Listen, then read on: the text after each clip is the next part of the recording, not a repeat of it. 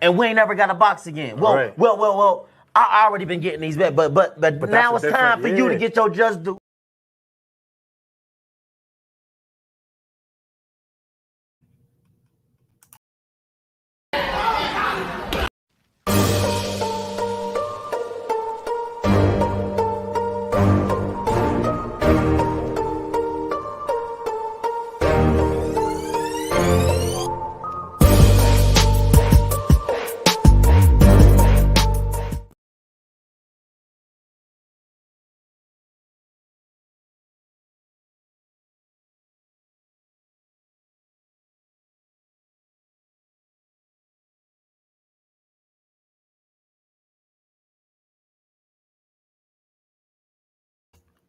I'm tripping. My bad, y'all. I was on mute. Salute to the fam. What's good with y'all on this good Thursday? We almost through another week, man. We back to get boxing. It's Just Do. Y'all already know. Smash the like button on the way in. What's good with the good people? Let me say what up to the fam.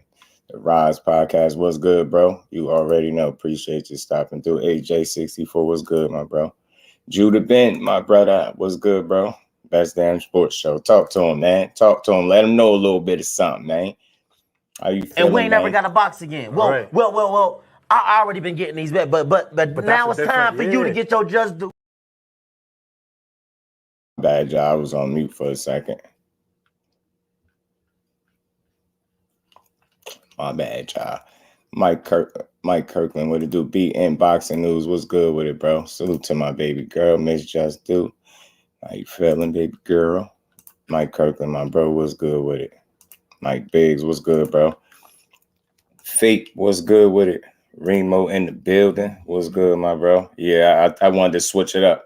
You know, I wanted to, Ashley's Corner was good because I had to switch it up a little bit, play a little bit of music. My bad, y'all. I was on mute.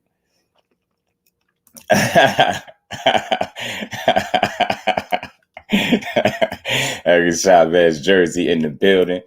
Next Gen Combat Sports. What's good with it, bro? How you feeling? Salute to the family. How y'all feeling on this good Thursday? We back again, man. How y'all feeling, man? Gertz, what it do, homie? How you feeling, bro? Hey, senior, that be that Gorilla Glue. That be the Gorilla Glue, senior. That's what that is. I be tripping. I was on mute for a second. What's good, job? I don't know if y'all seen this little clip from Eddie Hearn. From Eddie Hearn talking about that Mike was good, bro. I see you. What's good with it, bro? Yeah, I came across this clip from Eddie Hearn, this little interview he did, and he was speaking about the winner, Haney and Prograis. And he said the winner will fight. You know, he claims the winner will fight Ryan Garcia. We gonna see, man. We gonna see. Ryan got to get through Oscar. Devin and Regis got to get through each other. But he's saying the winner of the two could, yes, sir. Hey, you already know. Our booger in the building. You already know.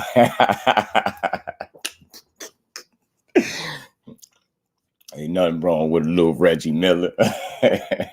Kurt Douglas, what it do, homie? I'm going to pull this little interview up, this little clip from Eddie Hearn, man. And again, you know, these promoters, it's interesting how he's speaking already. And a lot of people, I'm not here to blur the lines, but a lot of people call Devin Haney a free agent and he could do what he want. But when you got Eddie Hearn speaking like he know what his next fight gonna be, seemed like he got a new home, man. Seemed like he got a new home. Oh man, let me upload this back up, y'all. Kind of local sports. What's good, my bro? How you feeling? You know, roll with a little Reggie. You said DM.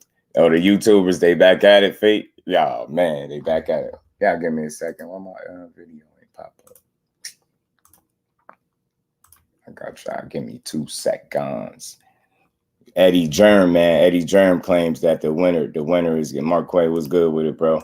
He claims the winner is gonna get Ryan. We gonna see. We gonna see. I want to see it, man. I like the thought of either one of those guys fighting Ryan Garcia next. I specifically remember a clip or a post where Regis pretty much begged to fight Ryan next. So I'll watch either fight. Eddie's the one that started throwing them big checks. I'm telling you, Eddie the one bleeding the zone. You the one bleeding the zone dry. Eddie out there bleeding the zone dry, y'all. Why is my clip not coming up? Come on, man. What's going on here? Y'all punch the like button for you, bro. As y'all roll on, and man, we just gonna have us a good he'll be really good and strong because he's been struggling at 35. There we go. Eddie Hearn. Line Eddie. Eddie Hearn. Play that video I sent you. It got me. It gave me a headache. Listen to the goofy D. I got you, Fate.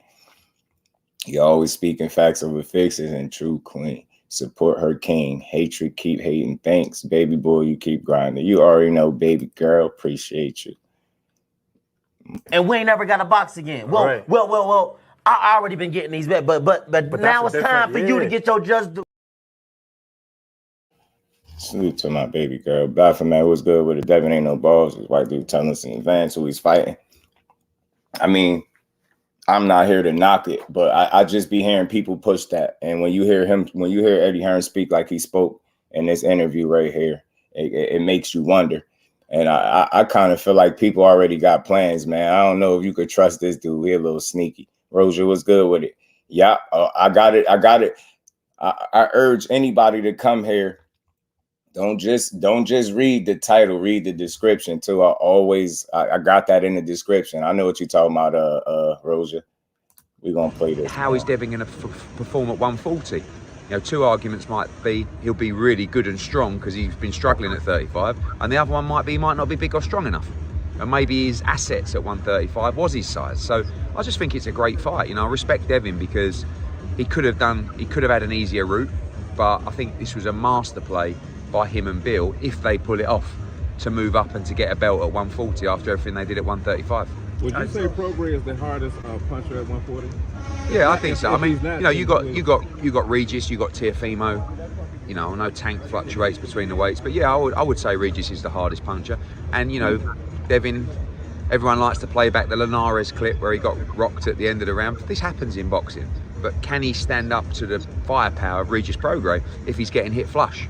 A lot of people think no, but you know, I guess his plan is not to get hit flush. Eddie, if Haney wins this fight, and I do believe he's a favorite, what would be the long-term plans with him? Because I think you have an option to match. Yeah, make the Ryan Garcia fight. I mean, that's, you know, DAZN know that the winner of this fight should fight Ryan Garcia. I mean, Ryan Garcia is. Now y'all notice what he said. He said, "What's the long term? What's the long term? What's the future plans?" You see what I'm saying? He's speaking on the future plans as if he already got them lined up. Tay, salute, Queen. How you feeling today? Appreciate you pulling up, making me want tea. Right, that be training for a marathon. Not gonna get hit flush with Regis. Nope. Hey man, I seen another workout. Cuzzo, he working on them legs. I'm telling you, he about to try to box Regis' ears off, in my opinion. But listen to what Eddie Hearn said, man. Long term. Know that the winner of this fight should fight. DAZN know that the winner of this fight. My bad, John. Him, because I think you have an option to match and whatnot. We'll make the Ryan Garcia fight. I mean, that's, you know, DAZN know that the winner of this fight should fight Ryan Garcia. I mean, Ryan Garcia is with DAZN. He's with Golden Boy. That fight is so easy to make right now, and I think whoever wins this fight, you know, if it's Devin Haney, if it's Regis Prograis, it's a February, it's a March fight in Vegas, in Los Angeles against Ryan Garcia, and it's a massive, massive fight for boxing. We got your friend Bob Arum to contend with. He apparently him and Oscar have discussed Ryan Teofimo for next year. Yeah, two different broadcasters, maybe, but you know, I think that the winner of this fight is the man at 140, because Teofimo, as good as his wins are, you never know what he's going to do. One of the problems with Teofimo Lopez, and this is a problem for Top Rank and ESPN, when you talk about that Heisman date, you can't rely on this guy to do a sensible deal for a fight. Like, you imagine trying to negotiate with Teofimo Lopez to fight Ryan Garcia. Can you imagine the numbers that he would pull from the sky? You know, with us, with Devin, we have the relationship where, you know, be sensible but get your worth. And I just think that it's a conversation that wouldn't take long to make that fight. People have been talking about Devin Haney, Ryan Garcia for a long time, and it's a mega fight. But you know, if Regis goes in and knocks Devin Haney out, all of a sudden he puts himself up there as a top pound-for-pound fighter himself. Well, you say this is for the man. You said this is for the man at 1 foot. This is it's difficult because Teo's was a lineal, right? Yeah, maybe. But then again, you know, Josh Taylor. You know, I mean, I think there are always true question marks over his pound for pound. McQueen was good. I don't mean that disrespectfully. I think he's a tremendous fighter. But you know, he did beat Regis Prograis in a fight that could have gone either way, and he beat Ramirez. How good actually is Ramirez? Still means Taylor's a top fighter, but I think you can't take anything away from Teofimo because, and I think when you look at Regis's performance against Zorilla, you know, Teofimo looked terrible in his performances before Josh Taylor, and then performed really well in the big fight. And I think Regis is the same kind of guy. What were your thoughts on Shakur turning down the 75? Interesting what he said right there. Interesting, man. He feel like Regis is a guy that could come off a bad performance and then perform well, similar to how Teofimo comes off bad performances and perform well. We just gonna have to wait and see. But I kind of agree with Eddie Hearn. I got a reason to believe that Regis could have a better showing, win, lose, or draw. Whether he win, lose, or draw, I think he could have a better showing in this fight than he did in his last out. I mean, he absolutely gonna have to. Like, if he get thoroughly outboxed, it ain't gonna look good for him, man. He gonna have to come with a good fight, man. 25 split. So you got a UK cigar. Was that ever a real offer? Yeah, I believe so. Yeah, I mean, I wasn't part of it, but I think that sometimes Shakur Stevenson's in a tough spot, right? I think he may be pound for pound number one, right? I mean, I believe he may go on to be it. Yeah. He hasn't beaten the guys yet to say that he is, but talent-wise. Yeah, and he's not the biggest draw around. I don't think that he's necessarily been promoted in the greatest fashion, but for some reason, and this is a bit like Crawford of the past, it just hasn't stuck in terms of the fan base. Do you know what I mean? So if you're fighting Shakur Stevenson, what you're doing is you're fighting one of the best fighters in boxing for not a lot of money. Right? And we all know that a manager's job and a lawyer's job is to make as much money as possible against the easiest opponent out there. That's very frustrating for a promoter, but that's the truth. So when your advisors are looking at it and saying, get his ass out of here, bro. He talking crazy, disrespectful, man. Eddie is off the stage. Eddie got to get Eddie off the stage. He tripping. You know what I'm saying? He acting crazy. But pretty much what I got from that is I'm looking to see if they gonna make the winner of Regis and Haney versus a Ryan Garcia. But again, Ryan Garcia got Oscar Duarte to get through. You can't just overlook him and think you're going to make meaningful fights. Like, you could say this stuff all you want to, but these guys got to take care of business, and definitely Ryan Garcia. You get what I'm saying? He got both Regis and Dev on the hook, so I think it's a win-win for him. It don't matter which one of those guys win the fight. He going to continue to make money with one or the other. Stormy B, man, the sensei is in the chat. What's going on? OJ said, I disagree. Bad performance. Those should have been losses. In Teal's case, 2 of them. Yeah. Well, what he said is he feel like he could, when he comes off a bad performance, he could, he comes back stronger. So some people seem to think that's how Teofimo is. He up and down. What I'm looking to see from him is consistency. Like, we seen a good performance from him the last time out, right? But the fight before that was shaky. So it's like an up and down with him. So I want to see if he can consistently put back-to-back performances together in big fights. That's what I want to see from Tio. And Cam Face said, man, Cam really got the lottery ticket. He called Tio the worst time. And he did. He called him slipping. Cambo's not even in the top 10. Nah, he not. That dude, you throw him in the top 50 somewhere. He just fought like James Kirkland. I easily pick him to win. Remo said, but Eddie got no say in Ryan unless his own steps in, because Ryan is on Golden Girl. And he's assuming that, they're going to be able to do business because he said they had a good relationship in the past. Remo. So that's what he banking on, Remo. That's from what I'm hearing. That's he's saying a relationship was cool in the past, so he thinking that'd be able to make a fight. Rolly, what's good with the Free Republic? What's good, bro? How you feeling? Ain't doing right about Shakur. They should force Loma to fight him. I know it seems like that, right? I feel like it should have been more of an issue with it too, Dom. But I think at the end of the day, what could you really do, right? If the fighter himself is saying, nah, you get what I'm saying? You like, all right, bet. You know what I'm saying? And back-to-back loss is going to hit different for Loma, and I don't think he ready to retire just yet. Rolly was good with it. Showtime downfall legit shocks me. I swear they were the ones releasing the biggest events and still are. Yeah, man.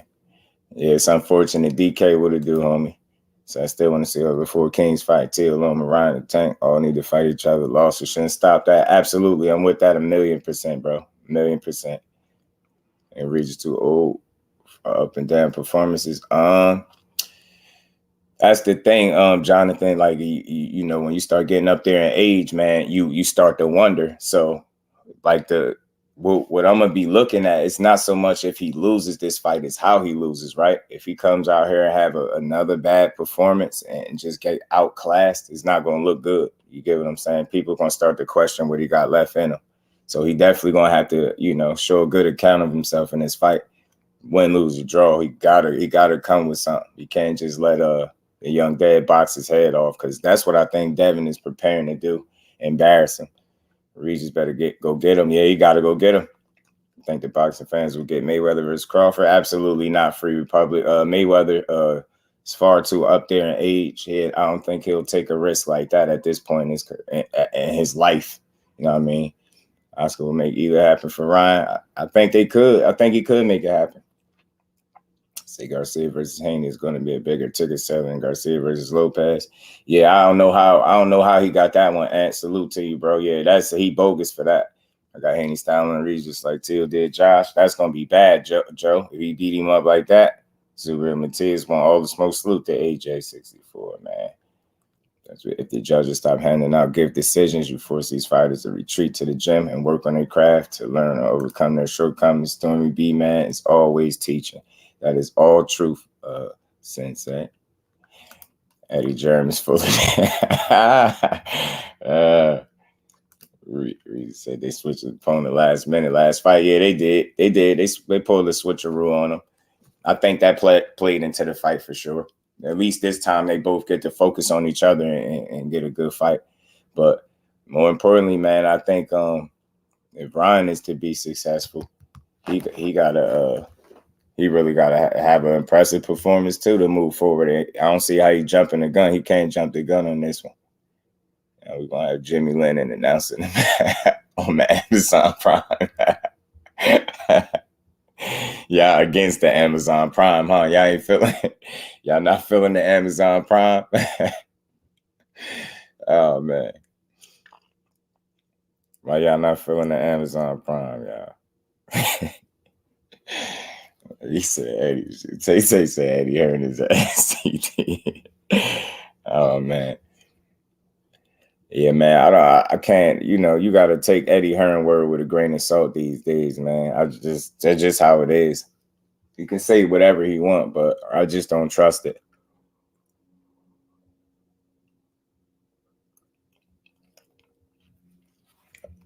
Delahoya trying to get Ryan beat so he can happily put Ryan in there with the winner.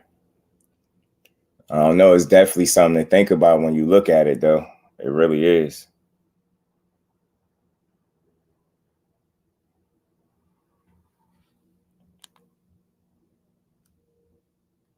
Delahoya is an idiot, bro.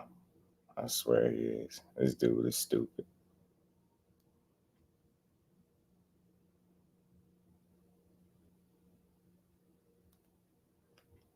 My bad, John. I'm kidding. Opulent LDTV, what's good with it, bro? Do you think Spence will get the win over Crawford? Free Republic, man. Respectfully, that's gonna be a tough fight. You know, we need to really see what version of Spence is gonna return. You know what I'm saying? If he could return to top form, you get what I'm saying? Get this fight at 54, then I think he'll show a different account of himself as far as winning. I'm just not fully sure. It'll be hard to lean towards him after what we just seen, right? And that's just going on what we last seen. So that's going to be a tough fight. Man, I was going to do a fake Oscar at Ryan. Next gen, you peeped it. He said do a fake Ryan at Ryan. Fake Oscar at Ryan. Ryan and lost his so cash out, sink or swim time. Yeah, that's what it is. That's how I feel like it is too. Next gen, I feel like he it really is just sink or swim at this point with him.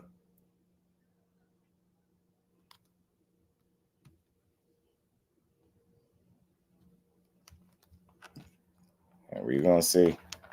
So, Eddie is nasty. Y'all ain't feeling Eddie, man. Y'all don't like no Eddie. Y'all don't like Eddie Hearn. Nobody was effing with the ruler, though. Welcome to the Bay. Speaking of that, man. Speaking of that. Y'all smashed the like button for me. Yeah, man. Just in case the fighter lost don't mean it's over. Nah, not absolutely not. It could definitely come back because losing the tank and a bad loss. Absolutely right. Absolutely right, Don. It ain't.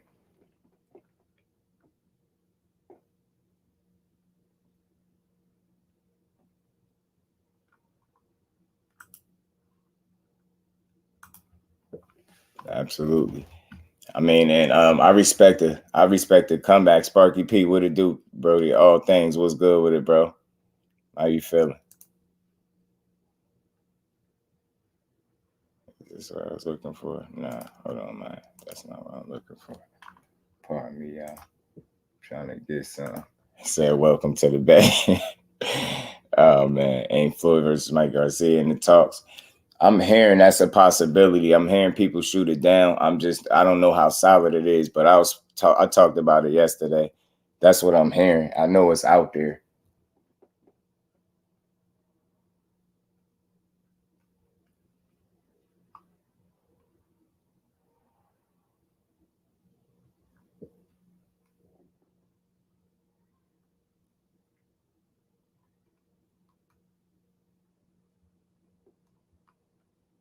My bad, y'all. I'm looking for something. Y'all. Pardon me. Now Ryan lose the pillow fist and give up on him. Who pillow fist? Ryan about to fight. Ryan fighting Oscar Duarte. He's somewhat of a KO artist.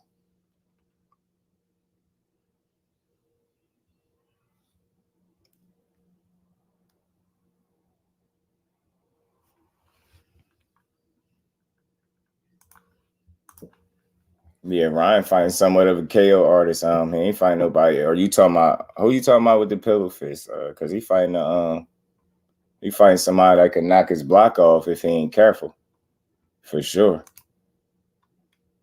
He fighting somebody that can knock his damn head off if he ain't careful. Said Triller had the best commentary. Let the smoking Oscar and Ryan got drunk on. Oh yeah. That was funny. Yeah, smoke. Hey, let Snoop smoke. Oscar, right? Yeah, right. I remember that. If I nobody been talking about is Haney versus Martin, that'd be low key interesting. Martin who? What Martin? Rolly? You talking about Frank Martin? What Martin? I miss. Oh, you talking about Sandor Martin for Ryan Garcia? That'd be a little tricky fight for him. I tell you that. Talking about Devin Snack Pack Haney. Frank Martin and Ryan Garcia. Nah, we ain't gonna get that because Ryan at 140. And you know, Frank Martin, he don't look like the biggest 135 pounder. He ain't no small guy, like, you know, super small guy, but he don't look like the biggest. I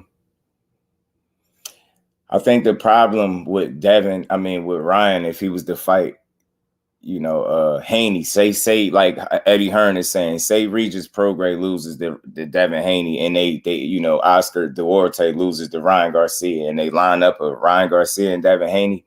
The problem, I think, in that fight for Ryan would be his feet. Again, I think it's going to be similar to what could potentially be an issue for Regis on fight night. It's going to be the feet, man. Devin Haney got some good feet, and he's going to utilize them. You know what I'm saying? Good jab, speed.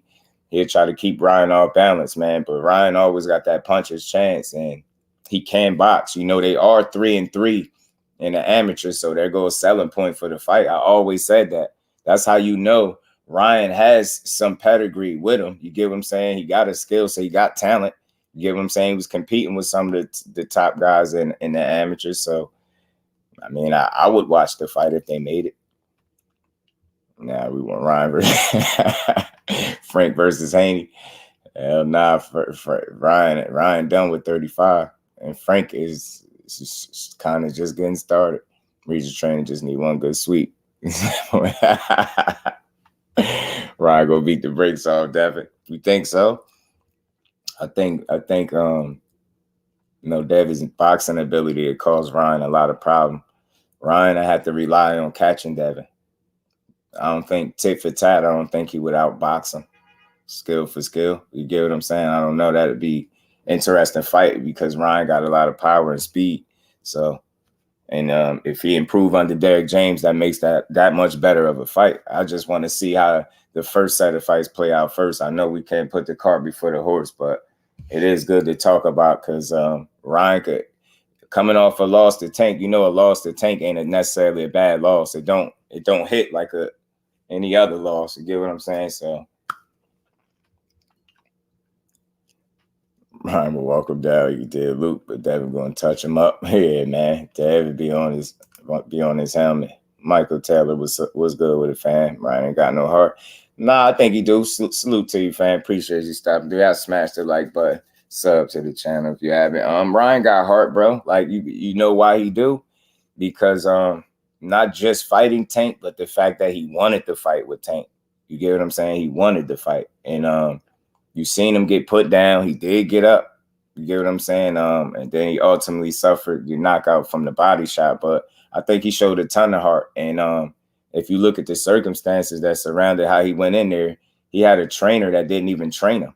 The man went in a fight with his own game plan, according to the trainer, out the own trainer's mouth. So all the trainer did was collab with him. So he let Ryan lead the way. So just think about that. You going in there with one of the most talented fighters in boxing and one of the most hardest punchers in boxing, and you don't even got a trainer in there that's really telling you what to do.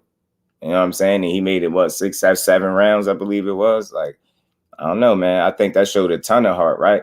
And he could only show more by getting in here and beating this guy, Oscar Duarte, that could possibly, knock his head off if you catch him. Frank versus Williams at Peter. That'd be a great fight. Easy win for Devin. Who for Regis, you think? You think so? And about 3 counts with DJ. I could see Ryan beating Haney. I feel that Opulent said nope. Ryan ain't got no heart. He a dumb fighter, one trick pony. Nah, I think he showed a ton of heart in that Tank fight, man. Again, you just gotta assess everything in front of you. I know it looks like, some people might have thought he gave up and he could have got up, but you just never know. He got up from a knockdown early, you know what I'm saying? He got up off the canvas from Luke Campbell. Like, the kid got heart. He got in the ring with Tank Davis and actually tried to win. You get what I'm saying? That shows a ton of heart. It's a lack of skill and discipline. Like, that's why he was behind the 8 ball. Tank is just a better fighter all around. You get what I'm saying? The more committed fighter, more discipline. I mean, and that's why we got the result we got. Tank landed the overhand square on Ryan Chen. He hot right up. I don't think Devin can hurt him. Yeah, man. He did. He jumped right up. Ryan could KO Shakur. Hey, Joe, I think, if Ryan got the kind of power, bro, respectfully, like, I think if he catch anybody right, he can hurt him. And if he get the right punches on you, yeah, he can hurt, he can knock out. You know what I mean? He got that. I think he got some legit cool punching power, especially early. You get what I'm saying? Especially early. He dangerous early. Heard what Tank said. That was the hardest he even hit. It was Ryan Garcia. He said they have a middleweight. Quit against Tank. I know a lot of people feel like that. I wouldn't argue with you, but I think he showed some resilience and resistance in that fight. You know what I'm saying? He ain't lay down at the first opportunity of adversity. You get what I'm saying? He battled back from an early knockdown and kept fighting for a little while. Ultimately, Tank just caught up to him. You know what I'm saying? I give Ryan a ton of credit for taking that fight, especially going in there with a trainer and Joe Goosen that didn't even help you prepare for the fight. It's wild. Ryan was Duarte in Houston. I got Duarte by KO. Man, you think you're going to KO Ryan? Sheesh. People talking about Devin size at 140. Yo, look at Ryan's size at 140. And Ryan kind of big. I'll fight Tank for 100 mil. Hey, bro, I think we all will fight Tank for 100 mil in here. Every last one of us. All of us. Ryan just mad. Like, Ryan got some length. He ain't as long as you think, though. He got some height. He's more tall than he is, like, long in terms of reach to me. Spence got hard. Ryan just didn't want to sit his pants on it. King 47 was good with it, bro. Do that same left hook 3 times. He in love with his left hook, bro. He in love with his left hook. Upper Echelon Sports Bar. What it do, homie? How you feeling, bro? Ryan didn't pull a Charles after he tasted Tank's power. Right. He kept fighting, bro. He really tried. I give him a ton of credit, bro. He really tried. I know it ain't no participation trophies and no moral victories and things like that, but I still give, credit where it's due, man. He went in there and actually tried to win. You get what I'm saying? He attempted to fight back. He ain't just lay down, and then he got cleaned up early and got up off the canvas and fought for a few more rounds, and ultimately the body shot was his undoing. I think at that moment when he got the body shot, I think that was his, I think that was his threshold. I think that was the most, I think he's probably been hurt in his career, especially to the body. And I don't think he was willing to try to battle past that point. So people could knock him. They could say he quit. I'm not going to go that far. I'm going to just say he got hit with a hell of a shot. And if you look at the replay and you see how his damn rib cage rippled, you would understand that he Tank punched the hell out that man in his ribs. So it is what it is, man. Them body shots are different, man. Right, like me, I'm 6'1", short reach. A long reach, but even though he's 5'9", right? Took the money and quit, just like Charlo and Canelo. I don't think he quit though. But I feel you. I'm not gonna argue if you think he did, right? I feel you, but I think he fought. I think he showed you what his intent was. He tried. Really, I don't know. Big fight. We're talking about Haney and Martin, and nobody checking for that fight. Absolutely not, because it's just not happening. Body shot stops you for at least 30 seconds. Man, school him up, man. You don't get it. They insinuated Ryan Red was damaged before the fight. Oh, yeah, and facts, DK. Facts. Remember the little clip with Joe Goosen? Where he was like, did he get you on the rib? And he was like, yeah, Ryan. You know what I'm saying? So that's a good point. So, again, I don't think he quit. I think he got punched in that damn rib, and that was it. You know what I'm saying? Gotta learn to give these dudes credit where it's due, man. It's not easy. We get spoiled by quality fighters that we expect, or wins that we expect guys not to take L's and just be Superman. Sometimes you get hurt, bro. You get hurt in there. And again, if he would have just quit after he would have mentally checked out the first time he got dropped and been fighting timid and hesitant, then I'd be like, yeah, man. But I didn't see that. Like, Tank forced that situation. You get what I'm saying? He created that. You know what I mean? He caught him. It was no protection there. That was a well-timed shot, too. And Tank knew he got him, too. You seen that face, man? Where that picture at, man? I got that picture in here, man. Man, look at Tank, bro. Yo, Tank knew he got Tank. Why is he doing that? A real fight, a live fight. Tank knew he had him, bro. Yeah, man, Tank was on his helmet, bro. What you talking about, man? He punched that man ribs. He was like, nah. Ryan thought about it for a second. He said, yeah, nah, I can't do it. Can't do it. D1, what it do, homie? He said, man, Tank, man. I'm telling you, man. Yo, I'm telling you. He's a legit solid body puncher. You talking about Tank. You talking about a dude that got, what, a 90-some% KO ratio, man. That's I can't necessarily say you quit when you get hit by Tank. You get what I'm saying? Like, I don't know. You know what I'm saying? Them punches hit different, bro. Joe stupid. Bro, I fought with a broken rib and feel like you getting stomped and stabbed all day. Yeah, Don, I've heard, like, just moving with it. You know what I mean? I've heard. I never broke a rib, thankfully. We just got to commit to dead body early. We just say, Dad got pillow fist. Yeah, Mike Biggs, he got to stand on that, too. He got to treat him like he got pillow fist. You know what I'm saying? But Tank was on Ryan ass in this fight. I ain't going to hold y'all. he knew he had him. He like, boy, Ryan said he wanted running back with Tank too. He want a rematch. But I don't think it's time for that. That's way too early. That's way too early. Rappers home. Floyd been watching boxing my whole life. I promise you, Tank's scared out of Ryan quit like Caleb and Canelo. Damn, now you think Caleb quit too, man? Caleb definitely ain't quit. Caleb a soldier. What fight he quit in? Canelo? The Canelo fight? He ain't quit in that fight. Canelo put the, in the words of my brother Jay Hardcore, he put that boo-bop bang on Caleb, man.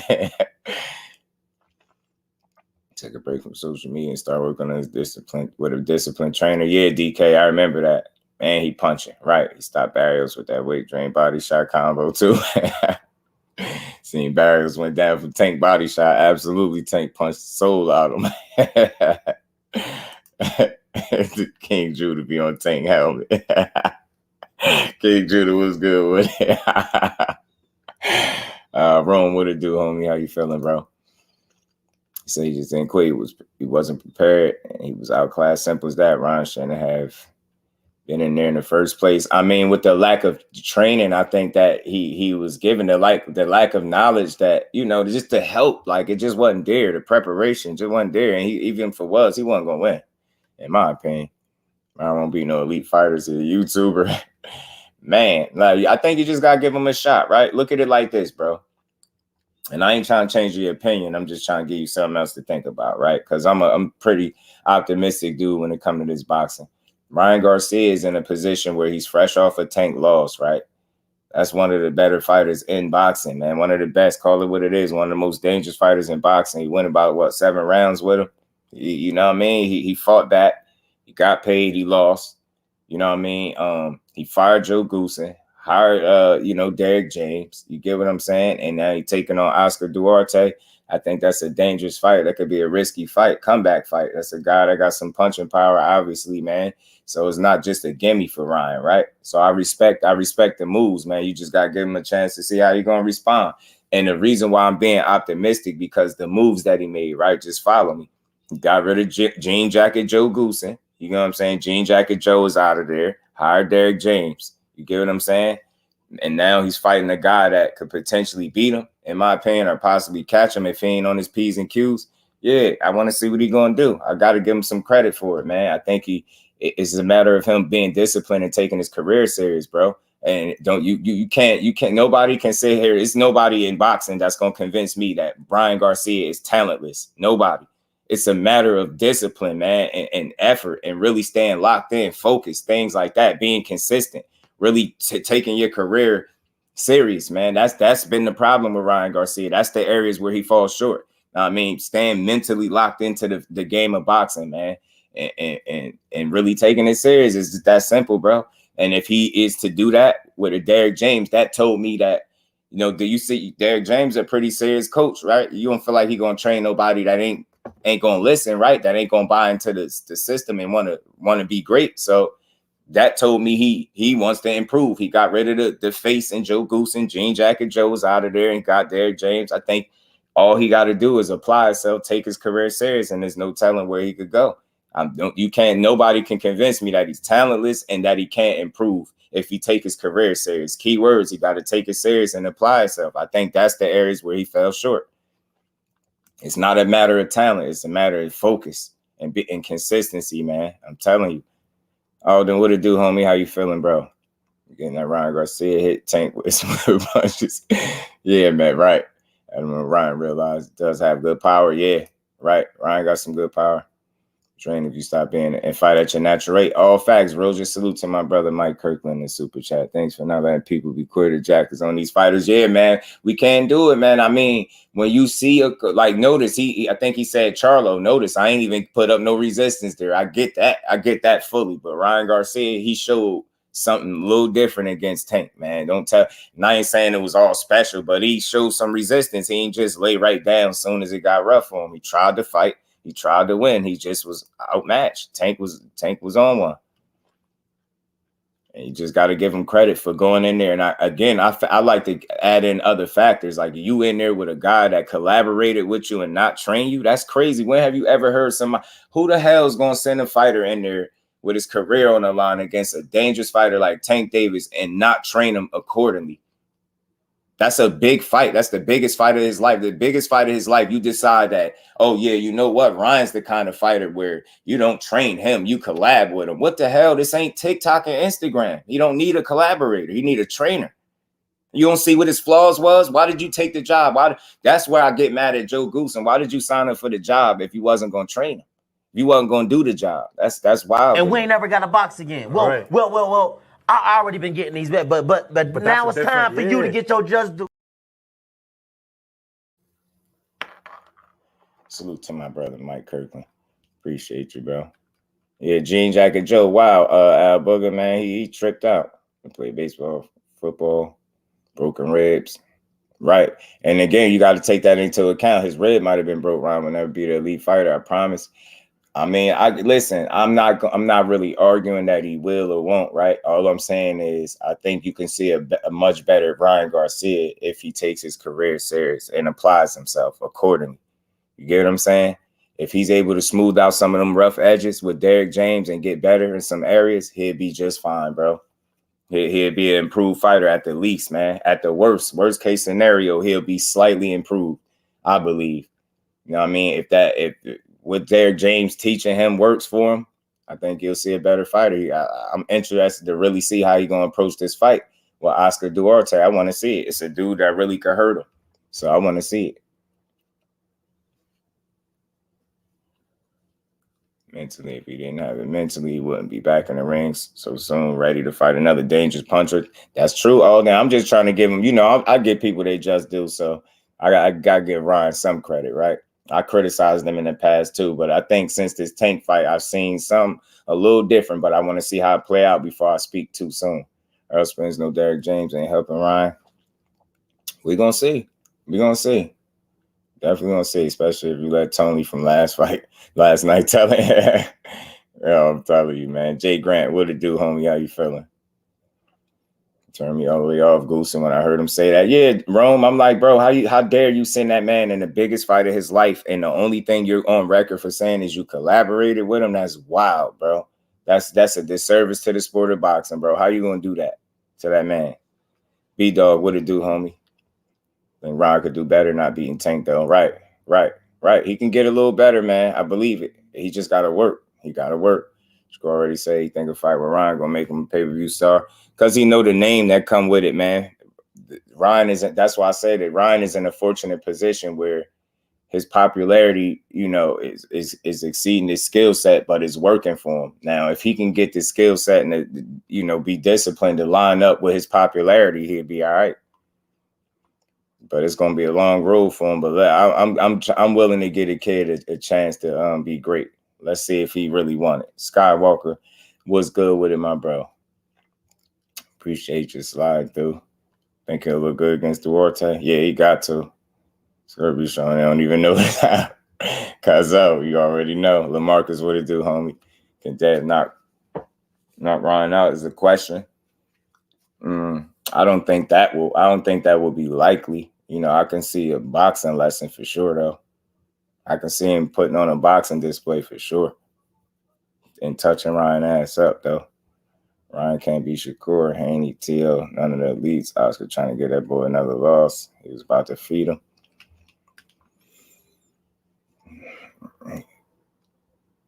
Feed him to T.O. I think Ryan going to be the guy that people try to beat to do numbers to get a pay-per-view fight with Tank. That's a good point. Maybe. Miles, what it do, homie? I give Ryan the benefit of the doubt. Me too. Jordan C, what it do, my guy? How you feeling, bro? Salute to my bro, Mike Kirkland. Appreciate you. Ryan at the level to beat a lot of people. Ryan stops Duarte in 6 or less. Say he's seen Ryan destroy Ugas before Barrios. Okay. It makes sense that this everyone at Tank, but if you hate, yeah.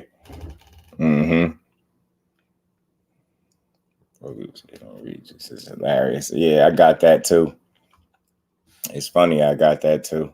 Bill and the strength trainer talk hella entertainment. Yeah, these dudes, they are funny, man. He knocked on your door. Get the stretcher ready. Get the stretcher ready. You said you were surprised. Get the stretcher ready. We ain't surprised. Guess what, though? We ain't surprised. We did it for New Orleans, and every fly, light-skinned, handsome, just like me. We did it for him. Guess what? You ain't doing nothing for him. Nobody else is doing nothing for him. You ain't doing nothing for him. Nobody else is doing nothing. Regis over there smiling like the Grinch, yo. These dudes is going off. This fight, this is gonna make for a fun fight, man. They selling it, boy. They sure selling it. People think Shakur gonna lose. You don't know no boxing. Yeah, Shakur got a test on his hands. I mean, Richardson Hitchens seemed to think that it's a 50-50 fight. He said he'd been in the ring with both De Los Santos, of course, and Shakur. He said De Los Santos got real power and he's skillful. So he said, it's going to be a 50-50, but we're going to see it's up for Shakur to make it not look like a 50-50 fight. Brian busted the guys. I've seen him on FaceTime getting it in sometimes. Yeah. They better chill. I got a dude knocking a lot. Yeah, Joe love it. Joe love that easy money for Haney. Man, I don't know. Regis ain't really no walk in the park for nobody, but Teach was good with it. Teach. Jay said, don't have stepping. I feel you, bro. Jers, stand up. You know it. Hitchens already said Admiral Power is real and it's 50-50. Santos not normal. Yeah, hey, next gen, I'm cool with that, bro, because I'm from Jersey. We cool with the smoke, man. Like, the better people think Santos is, the better it is for Shakur. So talk to me. Tell me how dangerous he is. Tell me how good he is. I don't feel like he normal, cool, no problem. I got no argument. Let's go. Let's see a good fight, y'all. November 16th. Y'all gonna see. Talk to him, Michael. He ain't on the level, man. It's levels. He must have been putting hands on Hitchens. Hitchens usually listen, I'll share a quick story with you next gen about Hitchens, man. Hitchens beat up like 3 quality fighters back to back and sparring with relative ease. And I ain't gonna say no names or nothing like that. I don't want to put no names on it, but just know Hitchens was one of them. I'm telling you, he one of them dogs when it comes to the gym and under the lights. I'm telling you, Shakur getting stopped. Damn, next gen, you got my boy getting stopped. Shakur got this one. He's gonna beat this cat. Yeah, facts, Agger. You already know. You already know. Richard said Haney's trash, but Santos the same level as Shakur. Yeah, that ain't happening. But he said he still lean to Shakur, of course, though. You know what I mean? Keep that same energy with Shakur 12-zip will stop him. You know what I mean? I'm telling you, you're going to beat him up. I already know. PJ's big dog. What it do, homie? And I ain't saying it got to be easy, right? No fight needs to be easy, but at the end of the day, that's what you're here for. If Richardson Hitchens seem to think that it's a 50-50 fight, listen, I ain't here to argue with him. He actually been in the ring. That's what kind of person I am. I just accept what he's saying and take it, okay, for what it is. That's what he seems to think. I just know Shakur is the type of talent where he can make it not be a 50-50 fight, and it's up to him to do exactly that. So we're going to see. You get what I'm saying? 1-2 sold on Evan going to take more than stop and ride to impress me. Yeah, true. Hitchens a big 40-pounder too. Yeah, he got some size for sure. I don't see De Los Santos having success. He loads up on every shot. He'll be lucky to Shakur enough to even irritate him. Showtime. The guy was good with it, bro. Salute to you, bro. Appreciate you signing through. Say easy win for Shakur, easy money. Yeah, my boy ain't about to play with him. Listen, no, don't get me to talk. Santos is a good fighter. Good opponent, solid opponent coming off good wins. I respect him. I know Shakur respect him. He's not going to overlook him. He's going to be prepared. I don't think he a guy that you could just get in there and play with and overlook, right? But I don't think he's going to do that anyway. So when is he not prepared, right? So I expect him to see him prepared just as he is in any other fight. Now, I think this is a solid test for him. I would have liked to see the Frank Martin fight, but it wasn't to be. So they moved on. Now we got De Los Santos on the plate, and it's time to show up and show out, man. Miami KJ was good with it. Like to see Teo versus Sugar and Matiz. And winner meets Devin at the top for a super fight. Yeah, man, look, I'm not against none of those matchups, bro. He said play Bill again. He like Bill talking that talk. Santos don't love the energy, bring it. Yeah, Santos is fun. He good for boxing, yo. good for boxing. I think Devin Haney at 140 might have more power. So how big he look compared to Regis, he might stop him. Regis seemed to think he might be a bit stronger too. Regis said that, I think, in an interview. He said he think Devin might be a bit stronger on fight night. So we're gonna see. We should not be celebrating easy competition. Absolutely not.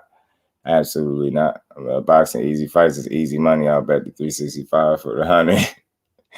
It's a great matchup for Corey. Yeah, it's a solid matchup, yo. I ain't dissing De Los Santos, but I think what's going to be shown is pedigree and levels. I always say this: pedigree and levels, and a different understanding of the game. You're talking about an ultimate chess player, and he's going to be playing chess at the highest level. And let's see if that Santos could keep up. You know what I'm saying? I see the power. I see the boxing ability, but I also see a guy that likes to slow down in the back end of fights. I also see a guy that likes to load up and be aggressive early, right? So you got, we're going to see. Richardson says different. Yeah, man. Richardson Hitchens said he nice. So what do you think about Super Mati's next opponent? I think he's if he's an underdog, he's a live underdog, AJ, realistically. Ergashev is he could potentially upset Matias, in my opinion. I really could. I think that's going to be a good fight. He'll hide out until he gets a fight like Super WBO champion. Right, cuz he just camped out. Yeah, he just don't. I personally, like, in my opinion, y'all, maybe he proves me wrong on fight night. I just don't think he'll be on his level. That's why I feel like he's gonna lose. Still gonna put up a good fight, right? Because I haven't seen him lay down in any fight that he's been in. And he got one close loss, a split decision loss, right? Loss is a loss, but you got one close loss. He got 14 knockouts out of 16 wins. You got some real power, but again, when the main focal point at the elite level is only power, that me as a boxing fan, I think you leave a lot to be desired if that's your calling card. If that's the only thing people really talking about. And again, I'm not saying De Los Santos don't have skill. That would be foolish. He definitely can fight. But people don't speak enough about his skill and too much about his power. And that last time I checked, he ain't no damn Tank Davis. You get what I'm trying to say? And Tank Davis ain't the only guy that can punch. De Los Santos definitely can turn your lights out and rock you. Look what he did to Rayo. But Shakur Stevenson ain't no damn Rayo. He way more responsible defensively. And I think he's a lot smarter than that. And that range control and distance control is just different. It's different, man. It makes it hard for guys, especially guys that's power punchers, to get their shots off when you're not in range for him to be able to hit you. And he's one of the best at doing it. You see opponents landing like 4 to 6% on him. Like, that's not going to cut it. And that's over the 20 fights that he's had. So if he stay right on par with where he typically is defensively, it's going to be very hard for De Los Santos to land the kind of shots that he wants to really be able to hurt him. Now, I'm not saying he ain't going to be able to get none in there. I believe he'll land. It's a fight. You're going to get hit. But it's the quality of the shot that you get hit with, right? You get what I'm saying? And you talking about one of the best defensive fighters in boxing right now. Part twice, what it do, homie? How you feeling? I got you, Bill popping. Yeah, I like Bill talking his talk. It's fun. I like to fight Mandos, only pick fights and cry about the amount of money. Right. Because of T.O. Helmet, De Los Santos hasn't shown me that he can vary his attack and timing well enough to deal with Shakur. Rome, that's a good point too. The lack of variation, I think, might be a problem for him too. You get what I'm saying? The weapons that he got, he is sharp in that regard, right? He can do some things in there, but I think ultimately, levels, man, skills pay the bills, man. Power is what it is, right? But you better have more than that. To the underdog, Teal be the truth. Yeah, man. Teal. When locked in, man, Teal is one of the better fighters in boxing. Shakur don't even realize he's the front runner. He started at a high pace and just maintained while his opponent died down. By actual resistance, what Shakur gonna look like around 7-8. What Shakur gonna look like? He the front runner. Shakur's hold on. Nah, hold on. You said Shakur the front runner? Where you ever see him tired in the fight? You talk about a young fighter that's going 12 to 14 rounds with middleweights and then going around. So with 3 separate fresh fighters after that, then proceeding to get out the ring and hit the bag. You talking about that guy? Ain't no way in hell I expect him to ever be gassed or tired or be in like a front runner type of situation in no fight. I've never seen it.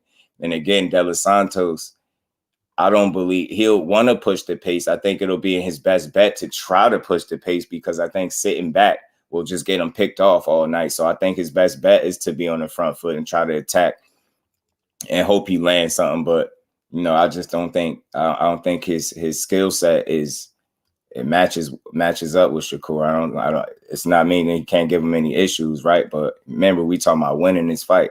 I ain't talking about having some moments. We talking about winning. So I think his moments will be limited, and I think he's gonna get beat up. I got waiting Foster outbox De Los Santos and Foster not Shakur. Yeah, absolutely. I think Edwin got better head movement than Shakur.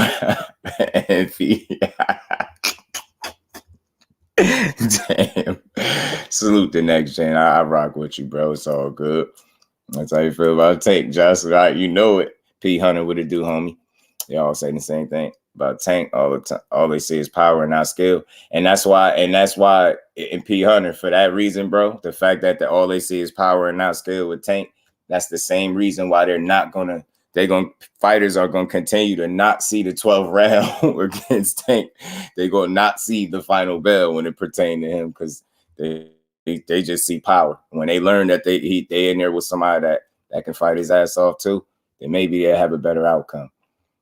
That's Regis only power he keep talking about trying to box. Shit just don't turn on easy money for Haney. We gonna see, man. I just know Haney is looking to embarrass him. That's my personal opinion. I think he's gonna look to make Regis look bad. Shakur best attributes are intangibles. I think it's that IQ, man. It's his understanding of the game. You get what I'm saying? And you get to a level where you damn near don't have to be coached. And that's coming straight from his coaches. That's not me saying it as a fan. It's coming straight from his coach. When you get to that point, I think the understanding of the game is to a level where you always going to be in a good position to win a fight. You just got to stay focused, bro. Like he got every tool that he needed to be successful is what I'm saying. It's just putting it together as he been doing on the night and winning, but not just winning impressively though, making statements. I want to see him make a statement and really beat De Los Santos up personally, y'all. You know what I mean? I seen his first fight at 135 live in person. He looked a bit stronger. I want to see how he look against a guy that's strong too. So this going to be fun for him. It's going to be a good test. This is what he need. You know what I'm saying? See how he handle it. Boo was going to be the biggest upset of the year. They counting Boo Boo out, man. A lot of people counting him out. Trying to counter punch the hell out of that boy. You don't get out of control at times. Of course, Stevenson will expose him round by round. Dude says Shakur has no fans. Yeah, he going to get punched on for sure. Gore got a chin too. He been hit with some and kept coming. Yeah, people don't be catching it. I ain't gonna keep pointing it out for him. I seen him take a shot. I seen him take more than one shot. I seen him take a few. Good with Santos giving Corey Bambi legs. Boy takes oh, thanks. Damn, you want my boy Bambi out there. So I forget Santos been asked for the fight for over a year. Yeah, this happens. Respect to him, man. Much respect to him. Yeah, I ain't never heard that. He said Shakur front runner. That's the funniest thing I ever heard. Like, just think about that. Just think about what I'm telling you. This is a guy that went 14 rounds with a middleweight and then proceeded to spar 3 other fresher bodies, then get out the ring and proceed to hit the bag. Like, I don't think people understand. Like, I think that's why fighters be like, yo, you got to do it to really understand, because that it's nothing easy about that. You're in the middleweight that he's sparring and the style that he got. Oh my God, man, your favorite fighter probably wouldn't want to get in there with him. I'm telling you. Capture core jumbo guys early and just maintain. I never seen that from him. I've never seen that from him. Like that. That's the thing about him. Next gen, man. He could be consistent throughout the rounds. He's a round by round type of guy. Like he wants to win round by round. He's not thinking ahead. He round by round. He's trying to beat you up. So that's what he's good at. So I don't know. I've never seen a front runner in him because he typically is in control of fights. Like I've never seen it be different. Yeah, right. Yeah, D1. He said he think it's gonna be a 50-50 fight. There, James, what it do, homie? How you feeling? Nowhere near. Shakur beats Tank. Can you really say you're front runner if you don't get tired? That's what I'm saying. I've never seen it. And it's crazy because De Los Santos slows down in fights. He slowed down in his fight against Joseph Adorno, and he was the one that set the pace. He was allowed to set his pace and then taper it down and still just cruise and win. You get what I'm saying? I seen that with him. He slowed down a bit, and that's not going to work. You know what I'm saying? That's Shakur is going to be a much tougher out than Joseph Adorno. He's not going to be standing right in front of him, shelling up for him to just blast him with punches. It's not going to happen. Like y'all gonna see it. You're gonna come back to the chat and be like, yeah, you was right. I told you. He telling me nothing. If I'm wrong, I'll be here to cry with y'all a little bit. You know what I mean? Shakur be saying, y'all better wake up. Shakur real. I keep telling him, man, that ain't no walk in the park for nobody. You're gonna have to work for that scout. That's all I'm saying. Everybody could be beat, but you're gonna have to show me that you smarter than that kid. And that's where I bank a lot of my confidence in him. I think he's just smarter than these guys he's in the ring with. I think his knowledge of the game is just at a level that some of these opponents just not at. He packed Shakur up, but Shakur could find a way to stop that one. I would give him a way better chance. He said, Tank pack my boy up. Tank could pack anybody up, respectfully. Jonathan said, I'm tired. Believe that weird. I'm telling you, man. Y'all, you gonna be in for one. Watch this. Maybe lost 6 rounds of 20 fights and to me best moment his opponents could have had. Yeah, true.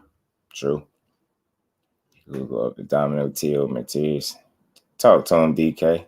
You know what I'm saying? You know what I mean? Boo Boo beats Benavidez. Listen, I think he's a live underdog. I'll say that with Boo Boo. I ain't counting him out the way people are. It's hard to bet against Benavidez, right? At this stage and with these circumstances, but it's hard to just count Boo Boo out at the same time. So it's in a very close fight. 7-5 Shakur.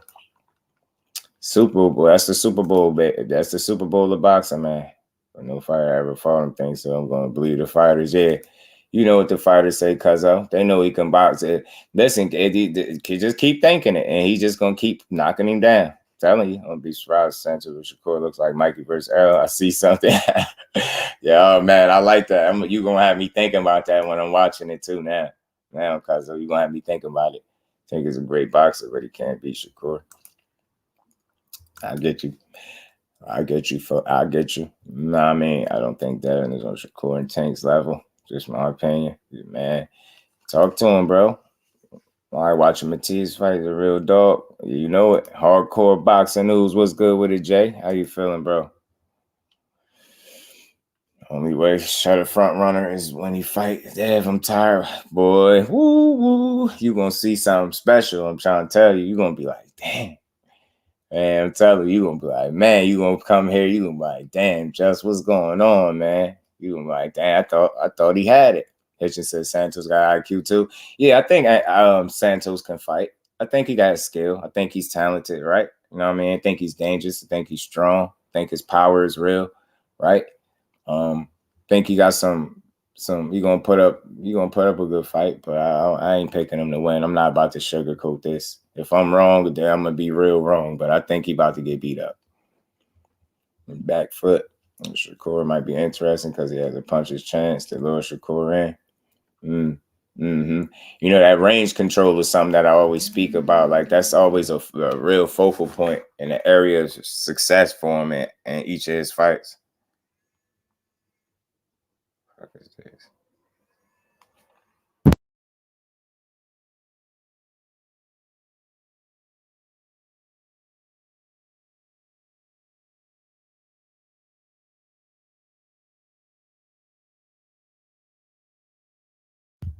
Hello, my bad, y'all. Got a stupid phone call. Sure, so it's good. Everyone, no competitions that Tank, so start pushing them to fight bigger guys at 140.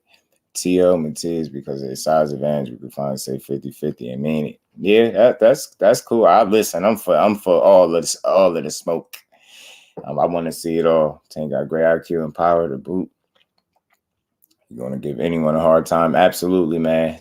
Absolutely. That fighter had me on pins and needles. I always say that. Saying I'm gonna see Boots until active again. Yeah, man. Boots supposed to be back November, Fate. His pop said November. Yeah, that's true, Michael. He gotta make sure Father Time don't catch up to him. That's all for Boo Boo. If he's at the top of his game, it's gonna be a real entertaining fight. I tell you that. Quarantine under Dev in 3 years, y'all gonna see. Yeah, man. That I don't think that'll ever happen. The more I think about it, the more I'm thinking Boo Boo gonna pull it off. I'm telling you, Al Booger, I definitely think he has an opportunity too. I ain't counting him out like other people. I'm gonna just say that. I'm not gonna say he's gonna win for sure, but there's no way I can just count that man out like that. I can't do it. So we train with Crawford. His mentor about war. He's real. I'm telling you, man. Listen, I don't like to go too much about him. But look, I heard some very impressive stories, man. So that kid got a bright future if he stay focused. That's all. I'll just end it with that. We won't see how this records until he fights someone athletic who's not athletic is going to get beat. I feel you. I think I get what you saying. P. I know what type of fighter you talking about. I felt like Frank Martin was pretty athletic. Get what I'm saying? I thought that would kind of satisfy the appetite of the people out there. That name, that fighter, that skill set, that talent in Frank Martin, because people believe in him so much. You know what I mean? And I think he good be good for him. Shakur fight gonna be free. You know it. Boo Boo acting like you got a crush on David. Boo Boo just silly, man. ESPN free fight. You know it. ESPN giving us to us for the free, man. And that's a good card. That's not just a good fight. It's a good card. Boots versus Barrios. Barrios is. I know Barrios will fight Boots. I know he will. He said his trainer said he wanted to see Errol Spence Texas showdown with Barrios. What Jay said, more I think about Benavidez versus Boo Boo, the more confused I get. Tell you, it just had you going back and forth a little bit, right? Like, because Boo Boo, people act like they seen Boo Boo get in fights and just get beat up. Like he ain't been outclassing people his whole career. You get what I'm saying? The fact that people are giving him virtually no shot is surprising. But if Benavidez makes it look that one-sided, I'd be impressed. I give him all the credit. Got Boo Boo shocking the world, and if you lose, it's gonna be close. I'm telling you, Joe, he ain't just gonna lay down. I don't think, bro. I've never seen him do that. But Benavidez is gonna be tough to deal with. He look pretty big right now, solid Benavidez, man. No, he got some pounds to lose for sure. That dude look cruiserweight type. Or let's say the runner-ups for the fighters of the year. Benavidez, best plant. He beat Boo Boo. Can be a contender anyway. Just say he became undisputed 2 times and he beat top contender. Yeah, anyway, about to be his guy for sure. I ain't even gonna hold you. He is. Somebody tell the Mexican monster go get it's a hell of a drug. Oh, but we come undisputed. To your front row. I'm counting Andre out. He going to sleep. Dang, think Boo Boo going to sleep? I don't think so. You know why? Because again, people told me that Caleb Plant was getting knocked out too, and I think he showed a damn good account of himself. He just ran out of gas a bit late. You know what I'm saying? And Benavidez came on strong in the second half.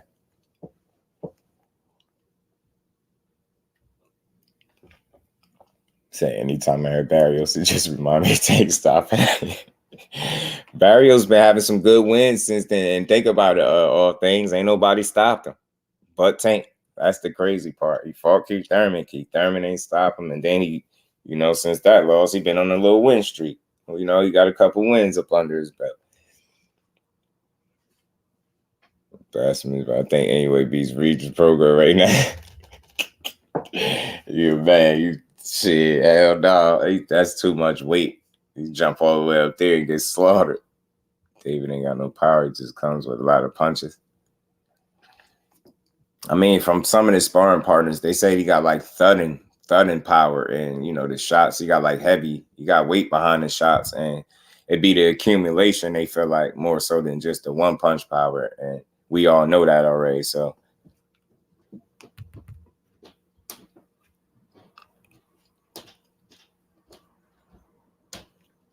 I got you. Brody, bro. I got you. Give me 1 second.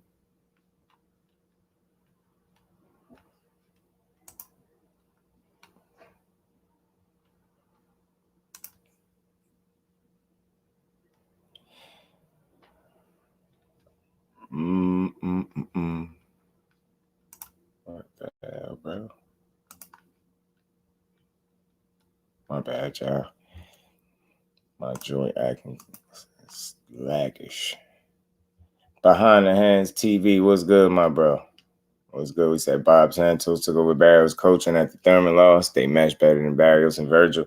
That's a great point because they do. And he looked like a slightly different fighter. He looked like a much improved fighter to me. Corby looking big after them weigh-ins. Makes me wonder how he's going to be able to stay at the weight class. I think he said he's going to be like a few years, about 3 years, AJ. Rick Timms, what it do, homie? How you feeling, bro? Yeah, you dropped a few times. A Tank fight. He flew across the ring one time. Yeah, Tank was putting that boo-bah bang on him. Oh, man. Tank, that dude. I remember the things people said about Barrios before. Yeah, me too. Some people were saying Barrios was going to stop him. I'm not lying. I definitely seen that when that fight got scheduled. I'm saying he ain't fighting no little guy. He jumping up too much weight. I heard it all. Dude playing mind games with Benavidez, in my opinion. He definitely is, Alden. He definitely is, bro. Pretty same size as Teofimo. I think Teo a little bit more. I don't know. I think Teo a little naturally bigger, though. I do. Because he got a lot of muscle. Teo got a lot of muscle. I think Teo naturally bigger than Shakur, though. I do. And reason being because, like, just look at the body types, like, and the fact that Shakur, he's going to be able to make 35 pretty comfortably. Think about it. Teo grew out of that weight class, right? So you'll feel like you got to be naturally bigger. Anybody could have done what Tank did. Nah, that I'm telling you, man, that Barrios would have beat a lot of people if they'd have jumped up under them same circumstances Tank did and fought him, in my opinion. He would have beat some people. But damn, he 34, right? Tank real, that's why unless he fights Haney or Shakur, I'm betting on Davis. True indeed, man. Anyway, just turned 30. I can see him finishing his career 135, 140. I know as high as I heard him talk about, I think was 26 and 30, I believe. But we'll see, because there's a lot of weight classes. It start to get crazy. Anyway, versus O'Shaq. You know I'm tuning in for it. They asked that question. They asked that question, and O'Shaq was with it. They asked that question. He definitely was with it. Easy upset for Boo Boo. I see Benavidez get hurt like 3 times. So he should skip 126. I think he want to fight possibly Robisi. Man, it's not a bit tougher than Villa to me. So I think Boo's beats him bad. Nah, me too, Mike. I think that's where the buck stops. I think if Mario Barrios respectfully, he been looking good and all that, in his last couple fights, but that Boots fight would be tough. You know what I'm saying? He gonna put up a fight, whatever fight he's in, right? Because he like that, but sheesh, it's gonna be tough. Loman anyway, 130. Loman, the king of 47. Loman need to take his ass back down to 130 because it's clear that 35 is, I think, a bit much. Foster versus Cordino need to happen. Absolutely, Fate. Absolutely. Let me play this for Joe. I know you still. He knocked on your door. Get the stretcher ready. Get the stretcher ready. Said you was surprised. Get the stretcher ready. We ain't surprised. We ain't surprised. We did it for New Orleans, and every fly, light skin, handsome, just like me. We did it for him. And guess what? You ain't doing nothing for him. Nobody else is doing nothing for him. You ain't doing nothing for him. Nobody else is doing nothing for him. That was for Joe, man. He loved his boys going off on there. 26 should be a pit stop. Tiger fights and only not just campaign around 130 and make Tank and Shakur come down some. Nah, hell no, them dudes ain't going down. They going only place for them is up from here. Just want Boots to fight Barrios to get a better fight. Boots killed Barrios. Yeah, man. I like to see it. Rome's Out Topic with Bloodhounds on Netflix, the dope Korean boxing show. I gotta check that out, Rome. J.A. Dixon was good with it. Boots is more active, bigger tank. Barrios is in trouble. Man, I'm telling you. Now Loma beat 6 foot Nakatani is not his size. Just beat by skill. Yeah. True.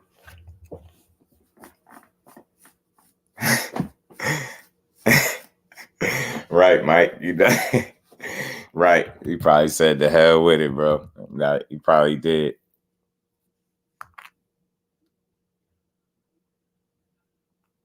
Yeah, he probably did. You're probably right, Mike. He probably said the hell with the date.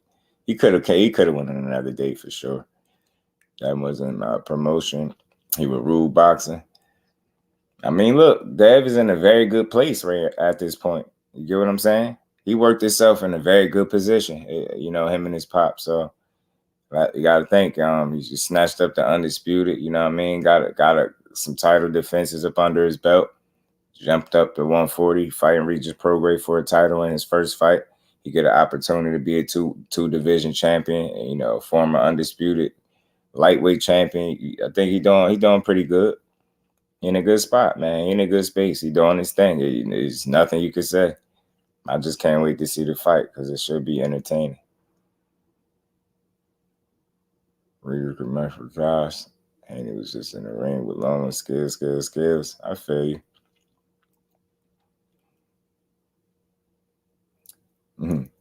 Yeah, P, I get you. I just think Boots got plans to at least snatch up a title at 47 at the absolute least. I think he want an opportunity because he put in so much work there and it's right there. You get what I'm saying? So I think he want to stick it out and at least try to, you know, snatch up a belt, if not more.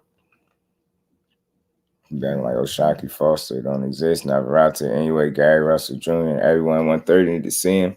Right. I'm with that. Loma versus Foster if he moves down. Yeah, I think he do need to move down, though, because I think Loma, I don't want to sound crazy, but I think it'll make more sense if he did. I do. Do well at welterweight class. Whatever weight class he chooses. Me too, AJ. I think like that, too. Oh, shit. My bad, y'all. I didn't know. Put the link in there. My bad. Go talking about Canelo every time. Tired about Canelo, yeah. This one there, Canelo out of this convo for today. I ain't on it. Bruce Young, you can't go to 54 yet. He just don't need to because I feel like his opportunity is right there. Is he on the cusp of a meaningful opportunity? Just is right there. Got to be a bit more patient. I know he's been this patient thus far. Why not stick it out just a bit more, right? So I'm always root for Boots, man. I want to see him get his just due, man. I want to see him get his just due.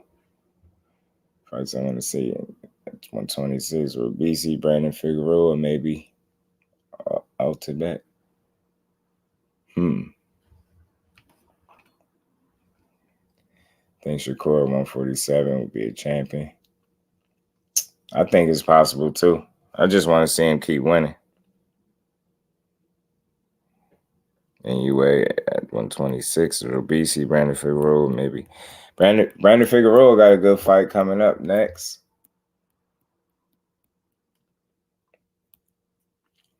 Brandon Figueroa got a good fight coming up. Oh, my bad, y'all. Regis can still box as good as Haney. He still can box. I think he can box a little better than what people thinking, for sure. That's not the real DJ in the chat, is it? Nah.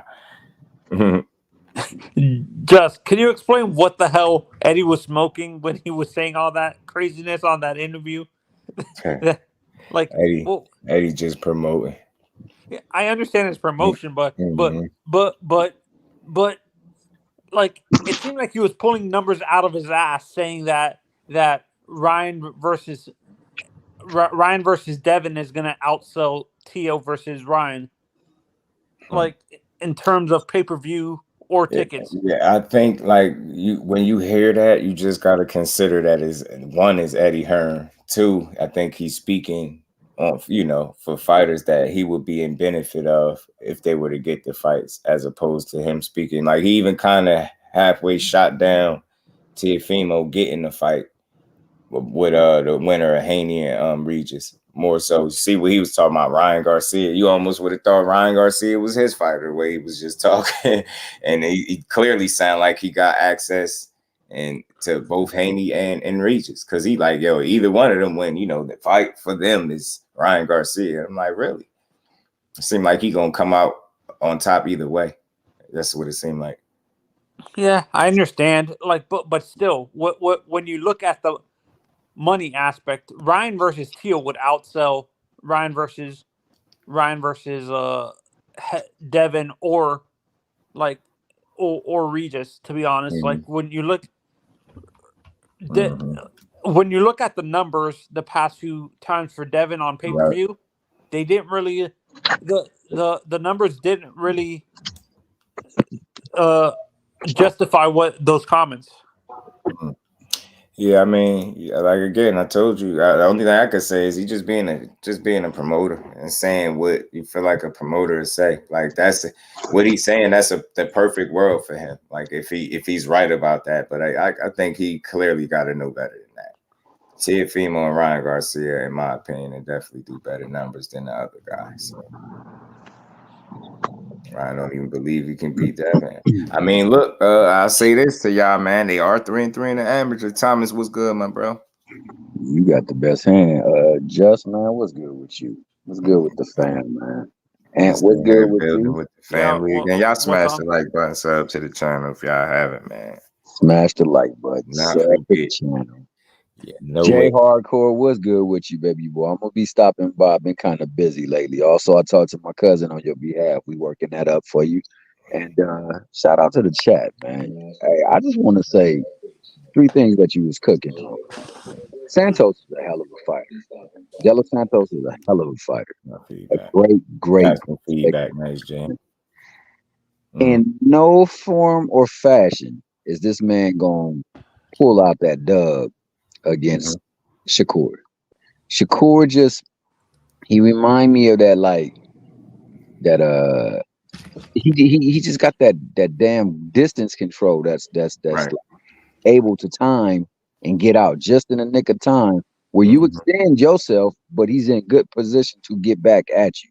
And he looked pretty strong against Yoshino. I know it's Yoshino. Right. He definitely looked strong against him, and he looked like he started to feel into his body. So it should be a good test early on, but I think once he figures him out, I think then you'll start seeing the separation and skill set right there. And me too. Ultimately be the tail of the tail in that fight. Honestly, go ahead. Yeah, but Thomas, I don't see it like people think it. Like people think this kid, some of, not you guys, but I've seen on Twitter people saying that Shakur is just gonna walk over De Los Santos. If Shakur, it's not so much about him walking over him. It's just if you look at the body of work, man, and if those people are thinking how I'm thinking, they're going off of what they seen, and we talking about a guy that just don't lose a lot of rounds, and that is a round by round fighter, and that's how he's going to approach it. You get what I'm saying? It's not going to be easy for De Los Santos, and again, his main calling card, just based on the consensus, is the power. So I'm like, this ain't the first time he fought somebody with power, man. What did Oscar Valdez do to Burchell? Like he just detonated him. You get what I'm saying? So it's like when Shakur fought him, look at the difference. He ain't get nowhere near that type of opportunity. So it's gonna be hard for De Los Santos. He really gonna have to work for that. And I ain't say he can't get it, but he's a good fighter. But I think ultimately it's gonna be pedigree and skill set. Yeah, I understand what you guys are saying, but what I'm saying is these people are not giving De Los Santos a chance. Like Devin, like Shakur, like he's not going to win any rounds at all. Like De Los Santos is not a good fighter. I'll just say this: the last time The last time somebody like made me pick if Shakur was going to win or lose rounds, he ended up not losing a single round. Like if you just look at his last couple fights, I don't think he lost a round, neither one of them. I see it going the distance, honestly, and I see it closer than people think it is. I still think Shakur wins, but I see it 7-5 or something like that. 7-5? I think that's very close. Like that'd be very impressive if De Los Santos could make that a 7-5 fight, because that'd make it a 50-50 affair. Like 7-5 is a 50-50 type fight to me. You know what I'm saying? So or you make it that close, that's impressive. But I don't personally see that being that close. That's a lot of rounds, bro. I ain't never seen a fight that he had where he lost 5 rounds. Do y'all think Nakatilia? I mean, do y'all think Santos hit harder than Nakatilia? Man, that's a good question, bro. That is a great question. Man, that's a good question. I think he sets his shots up better than Nakatilia. Yeah, he's a little more explosive, I think, than do y'all think he closed the distance better than Nakatilia? The distance, right? I think he definitely does that. He has more. I think he has more power than Nakatilia, because I've seen Edwin's fight last fight. Hesitant, like at times, little, the reluctant. Yeah, he's knocked out his last opponents, but I see what he sometimes gets gun shy. Sometimes I don't know what it is. Is it just him being young? That's what it is. The gun shyness. Please, that's right, man. You're right, bro. You're right. You're talking about Nakatilia? No, I'm talking about Edwin De Los Santos. Do you think it's him being a young fighter, the reason why he's like hesitating throwing shots? I wouldn't say young fighter. What fight did you watch him hesitate throw shots in? Amateurs don't really matter. Kelly Pavitt lost to Taylor. That is a good question, but I think it's more so that like once he gets into the fight, as the fight grows on, his activity kind of slows down. I don't think he's hesitant to drop shots. Matter of fact, I've seen him get I mean, if you in control of the fight, what's the point in pushing the pace? If you dominating this dude, because I get what JusDue was saying earlier about Joseph Adorno, but if you think about it, he was dominating Joseph Adorno. Yeah. And Joseph Adorno, you think that he could have got Joseph Adorno out of there?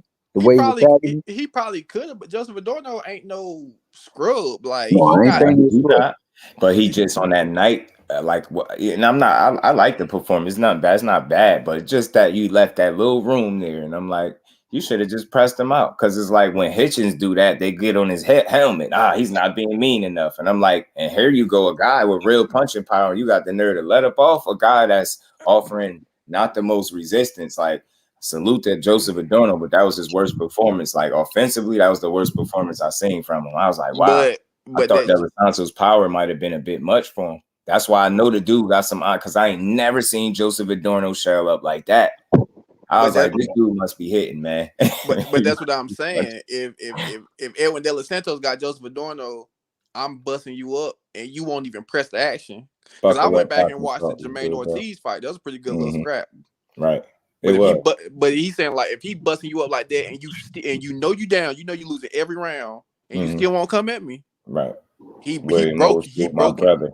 You know, but he broke him in a different way. I mean, I could see why he would taper down and just, kind of just beat him up casually. But again, man, I just knowing that he got that power, I'm like, man, I think he could have pressed the issue, because Buddy just didn't look like he was prepared to deal with him that night. He was a sitting duck. I was like, wow, like this power must really be getting to you.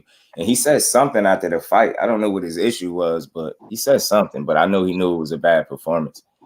People say Kunta pushed your hands away. Santos made Adorno not fight back at all. True. And I'm telling you, I swear, I know what he could have been way more offensive in that fight. I still remember the trunks he had on, but I'm telling you now, the way he shut him out, he obviously had to be punching him, and he dropped him. I think people forgot that.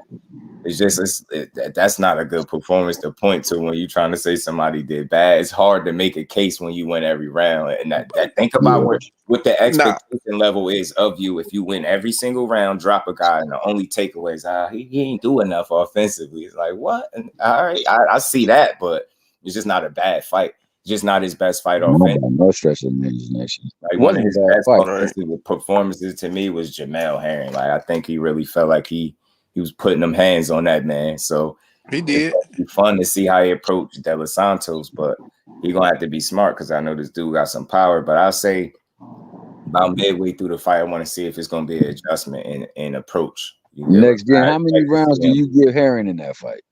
Say that again. Oh, the whole fight? Like how many rounds did I give Hearn? Yeah, Hearn in that fight with Shakur. 0. Yeah, I mean, I ain't gonna 0, hold you. I just didn't see a single round. He got his ass whooped. Yeah, but that's Jamel. Go ahead. He had Jamel Harris shit on dubs. but that's my thing though. I feel like Shakur be in there with dudes who kind of like they kind of not fold, but they kind of shell up. Like it's almost like the moment too big. A little bit. If you shell up, it's over. But I think De Los Santos got that element where he won't do that. I think he won't shell up. It's gonna make the fight fun. That's why I say it's gonna be. I say that's why I put this in the description. I think it was interesting that Richardson Hitchens felt like it's a 50-50 fight, and he been in the ring with both of them before. And then, De Los Santos' power is real, and he really skillful too. I was like, wow, I just didn't think that. He obviously giving the edge to Shakur, but that was very interesting to hear him say, like, okay, you thinking 50-50? Okay, let's see how it play out. Nah, that interview is what got me nervous for Shakur. I was already picking him to get stopped, but the fact that another pure boxer was talking of Edward De Los Santos in that way, that made me nervous for him, because it's like, and like I said earlier, Hitchens is a big 140 pounder, and he's fast. He might be faster than Shakur, like hand speed. So in that sense, if he was having problems with a smaller De Los Santos, I don't know, man. I just feel like Shakur is gonna. I don't think it was that he was having problems. I just think that he respected that work that was coming, right? Like, and he respected enough to feel like he's a real threat. And I think dudes know what's up. Like, it's cool. Like, don't tear a fighter down that your man about to fight anyway. Like, what you gonna say, trash? Like, you, and then you gonna say basically your man fighting trash. So I ain't saying he just saying that because it's his man. I think he being honest, but so obviously he leaning to Shakur. I just don't. Again, like the biggest, if your calling card, if this is power we talking about, and you and I'm putting your power up against one of the best defensive fighters, a guy that I think the connect percentage on him is somewhere between 4 and 6%, something like that. I'm gonna bank on that. Like, so you gotta show me you can land them punches on him. I ain't saying you can't. It's not impossible, but I want to. No, you definitely do. I don't think you're gonna be able to do it. I think that loading up gonna cost him too. And I think the fact that you're in there with a guy that can hit you back and make you miss and make you pay. See, Adorno was just a sitting duck. He just wasn't mentally engaged in that fight. So physically he wasn't there. It was just like the lights was on, nobody was home. But with a guy that can make you miss and strain a little bit and exert energy trying to get him. But Joseph Adorno got more knockouts than Shakur in less fights. You said that again? I said Joseph Adorno got more knockouts than Shakur in less fights. I mean, I think he got a nice punch on him. Shakur you mean make you pay as in like can capitalize, or you mean like I'm talking about capitalize again. What Shakur was great about him is his ability to make you miss and tag you and keep hitting you, and you can't hit him. Now you start to be hesitant. Now you're not throwing these same shots. I've seen him do it to a number of different fighters. I've seen him have Valdez overthinking in there. I'm like, yeah, you're getting tired of keep getting hit and you can't hit him back. So I think he got the ability to frustrate his guy in that way and make him kind of get in his head and overthink the moment. So let's see if he's able to do this with De Los Santos, because he is a guy that I think is going to serve him best to stay on that front foot as much as possible and try to keep Shakur backing up and moving and try to create an opening and land one of them big shots that he's going to be looking to land. New Fat Boy Fitness. Salute, family. How you feeling, bro? Kirk Douglas, what it do? No homie Dale. Tell the truth, he can box. Yeah, no, I think he hits Rome. I'm gonna say this. I seen Shakur last 2 fights. I was there at both of them, right? The last one at 130 against Conceição, I specifically remember him beating this guy up in between the rounds. The doctors was constantly checking on this dude. I thought it was gonna stop the fight. He was really just he was beating him up. I liked the way he beat him up, and he was on the front. I remember I was glued to that fight. So I turned around and watched the Yoshino fight. People got to look at the resume. Don't just listen to the name. He got some solid wins on his resume. No, he's not a world beater, but he's solid. You know what I'm saying? He's solid. He's not what people say. He don't do no homework. But those punches at 35 in that first fight, I distinctively remember them. I hearing them from my seat. And it wasn't like that at that last fight to me at 30. I just wasn't hearing the punches sounding off the same way. I'm like, dude, and you got people in my ear, everybody smoking, man, people going crazy. I got some videos of it. So it's like I was able to hear them punches from my seat and see the damage that he was doing to this dude. He beat this dude up pretty good. So I ain't saying he no natural puncher all of a sudden, but I think he just a bit stronger because he where he needed to be. You get what I'm saying? The way you just look a little, and it's precision on the punches, his punch placement, stuff like that. Like they are, timing, different things like that. That shit matter because for sure it wasn't just he hitting so hard. He was hitting Yoshino with punches he wasn't prepared to get hit with. He was, but let's stop the cap. He was not hurting Yoshino. When they stopped that fight, Yoshino was not hurt. I mean, listen, he wasn't hurt. He was getting hands put on him. He was getting hands put on him, but he was not hurt. I can't say that. I can't say he wasn't hurt. I mean, but I think they looked at it. He didn't have a whelp on his face. I think they looked at it like, and again, you talking about like keep this in mind. This is why I set the table this way. He's not some concussive puncher. This dude think about what I just told you. It wasn't because he was hitting him so hard. Them punches was clean and he wasn't prepared to get hit with them. So them things is sharp and they got some weight behind him because he obviously was knocking them around a bit. So I think his legs wasn't going. And so Yoshino kind of. What you gonna do? Keep letting him get beat up because he ain't win a single round. He getting smashed. You get what I'm saying? So I think it was it was definitely cumulative. It was a fact that, like you said, he was getting listen. Again, man, I listen. Go pull up his resume and go look at his wins. That's all I could tell you. It's no world beater. You talking about Yoshino? Yeah, I can't call people trash. Like, think about where we at in boxing, where a guy can have some solid wins. You won't even have people have the patience to go look and say, all right, he did fight this guy. He beat this guy. I mean, look, Nakatani wasn't the best version of himself, but he knocked him out faster than Loma did. You get what I'm saying? The dude got some ability in there. To that point, he ain't know how to lose as a professional. I can't just, he's trash. I don't think like that. I don't assess talent that way. You know what I'm saying? I want to see what he do after that. Like, it'd be telling. You get what I'm saying? But was he a match for Shakur? Is he a world beater? Hell no. But a solid opponent, that's what I said. I didn't overstate it. I think people go crazy. I can't call a guy that didn't lose coming off solid wins, beating some credible names, trash. I just can't do it. No, I don't think he's trash. I'm not gonna say he's a world beater. But he's like a domestic guy. I knew Shakur was gonna beat him, but again, Akello was good, my bro. Everybody thought he was just gonna be another 12-round fight. Then when he knocked him out, they're like, he's not hurt. See what I'm saying? Listen, he got his ass beat, is what I seen. I was there. I didn't really I actually wanted to see more. Like, I don't know if that's mean or whatever, but exactly. But I would have wanted to see him keep beating his ass. I enjoy it. That's what I was getting to. I would have liked to see Shakur legitimately finish off an opponent because that hurts us. We don't know because let's say Yoshino keep coming forward. What does Shakur look like in rounds 8, 9, 10, 11 in that style with somebody that keeps coming forward and you can't hurt him? I don't think he had that issue with him hurting him. No, nobody could tell me he wasn't feeling the weight of them punches. Like, it just ain't no Tank Davis in there, obviously, right? But you don't want to keep getting punched like that. Ain't no way in hell. Like, I'm really watching this dude punch this dude around the ring. He was, but if bro keep coming forward, he was having a ball with him, man. So it was like, I guess they look at it like, what's the reason to continue? And I don't remember if Yoshino contested it or something. Like, if he had a problem, I don't think he did. Because he knew he shook his head. He shook his head. He was like, no. His corner was like, no. And his corner knew they was getting their asses whooped. They like, man, we gotta get up out of here I think at that point it's entertainment for me, but it's unnecessary for the fighter to just keep getting beat up like that.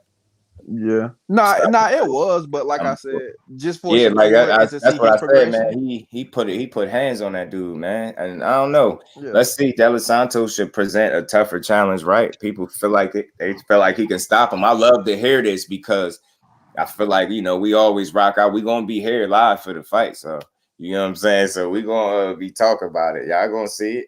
I just think we're gonna see a ass whooping, and it might be one-sided. It might just be one-sided, bro. I don't want to hear no complaining when it start looking one-sided. They did it with Valdez. I'm like, here we go. Here we told you, man. It's going, bro. Listen, Yoshino's getting starched, right? He ain't getting starts at all. Like he got his ass beat. You don't believe that he was getting started that bad? Nah, he was definitely getting he was getting cooked. He was flamboyant.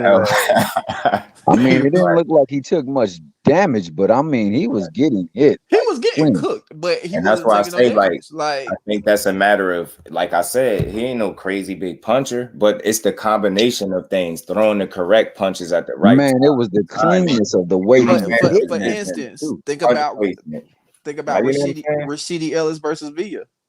Rashidi Ellis was tagging Villa for 8-9 rounds. But that's I tell you, that dude, you not, and I'm gonna personally vouch for this because I got a bro that be in the gym and with him and seen him work. Like, you're not gonna tell me a guy that's at 135 can get in the ring with a full-blown middleweight, and he's probably closer to a super middleweight at the time, do about 14 straight rounds with him, and then do a round with about 3 separate different guys, fresh guys, and whoop ass, then get out the ring and hit the bag. Just think about what you got to be on mentally to do that. You talking Mendoza? Right in the middleweight, you go when the round is over, you go take a shot of water, walk back across the ring, and stand there and wait for that guy to catch his breath.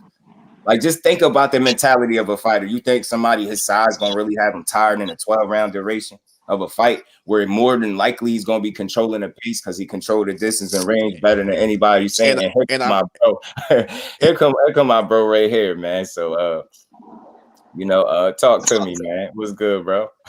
I just heard you. I just heard you trying to throw out the red carpet, bro. I just strolled down the aisle, bro. What's going on? What's good, bro? No. I don't. Based on what y'all was talking about, I know people haven't seen it, so there's no way for them to speak on it. But a guy at 135 outside of Tank Davis, that's not going to be enough. I'm not even just do it. Tell you, I'm not even a massive fan of this dude. I just saw what I saw. Mm-hmm. That dude is a gangster in the gym, dog. I didn't want to be impressed, and I was impressed. I wanted to come back and be like, man, that dude overrated. But any dude I see at 135 that casually just go 12 rounds with middleweights and shit, that's not normal, bro. As much as people want it to be, he's just a regular dude, man. That's a generational talent, and he has not quite gained the accolades to define it yet. So that's why I don't really speak on it too much.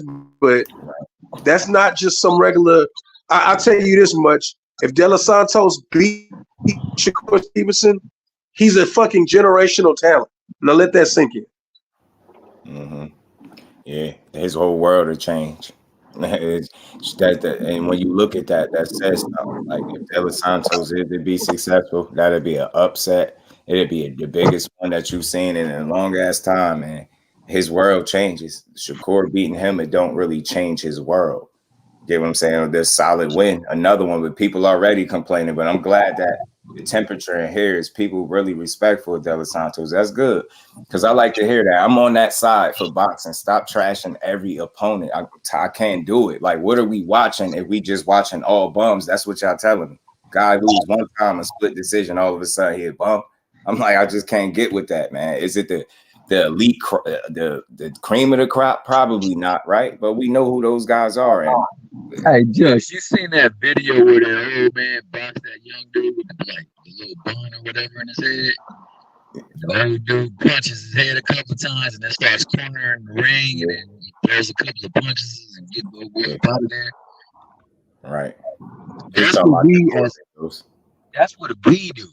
We sit there and we like depreciate the people that's getting in the ring, and these dudes on a whole nother level. We get in that ring with them. That's why I be telling them, like, I think we spoiled by elite level talent that, when you see anything less than you just can't really appreciate it. That's what I hear. I hear it all the time, that everybody is trash. I can't look at boxing like that. Winning is not easy, man. And especially at a high level, man, pulling off upsets. People don't count that. You don't count no guy coming off his biggest wins of his career, upset victories. None of that matter. He's just gonna lie. He lost one time. Yeah, he lost back in the day. Nobody. He got the opportunity to win, just like Shakur do. I think he's going.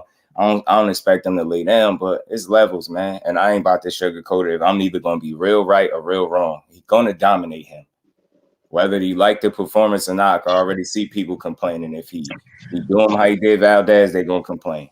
If he do him how he did, they still probably complain. So we'll see. I figured he would do Valdez that way, but like it's still impressive to see somebody go out there and pretty much do what they said they're gonna do. I mean, he told him he was gonna beat his ass the whole fight long, right? And that's exactly what he did. I mean, Valdez is featherweight. What's good with it, Pugilist? Del Santos is dangerous, right? And that's what makes this fight intriguing. But again, I don't know about y'all. For me, when I keep hearing that, when I hear that, that's how you phrase it. That's the first thing that comes to mind. He dangerous. You're telling me that he got power. And I'm telling you at the elite level, you need more than that. I ain't saying he got more than that, but when that's the focal point of victory for him, power, I just don't see it, man. I think special fighters can navigate, and beat guys with power. Like you got to do a lot more than that. You got to really outthink these dudes. And again, you talking about, I wish I had the numbers in front of me so I wouldn't be guessing, but I say 4 to 6% landed on them. Like if it's 13% of a punch, 100 out of a opponent's punches land. That's the most minimal in boxing right now. And that's ridiculous, bro. So that's not gonna cut it. That's just not, to me. You got to do better than that. That's all I'm saying. I want to see it. I'm not saying nobody can do it, but show me it, because I see consistency. You got a body of work where he's been able to do this, and I'm like, yo, that's not easy to do. That's hard, man. That's hard to be able to make guys fight after fight miss, and the only thing people says is they're not this and they're not that, trash this. It's still hard, man. How many upsets do you see in boxing? You see a lot of them. You see a lot of prospects lose on the way up. I have. So, and I ain't saying he a prospect, but you see a lot of upsets in boxing, bro. So he got an opportunity. I ain't gonna call the man trash. He's solid, but he gonna learn. He gonna learn that trip to North was for nothing. That trip gonna be in vain because he gonna get beat up. He getting his ass whooped. I'm telling you, skills pay the bills, man. You got to be smarter than him, and I don't see it.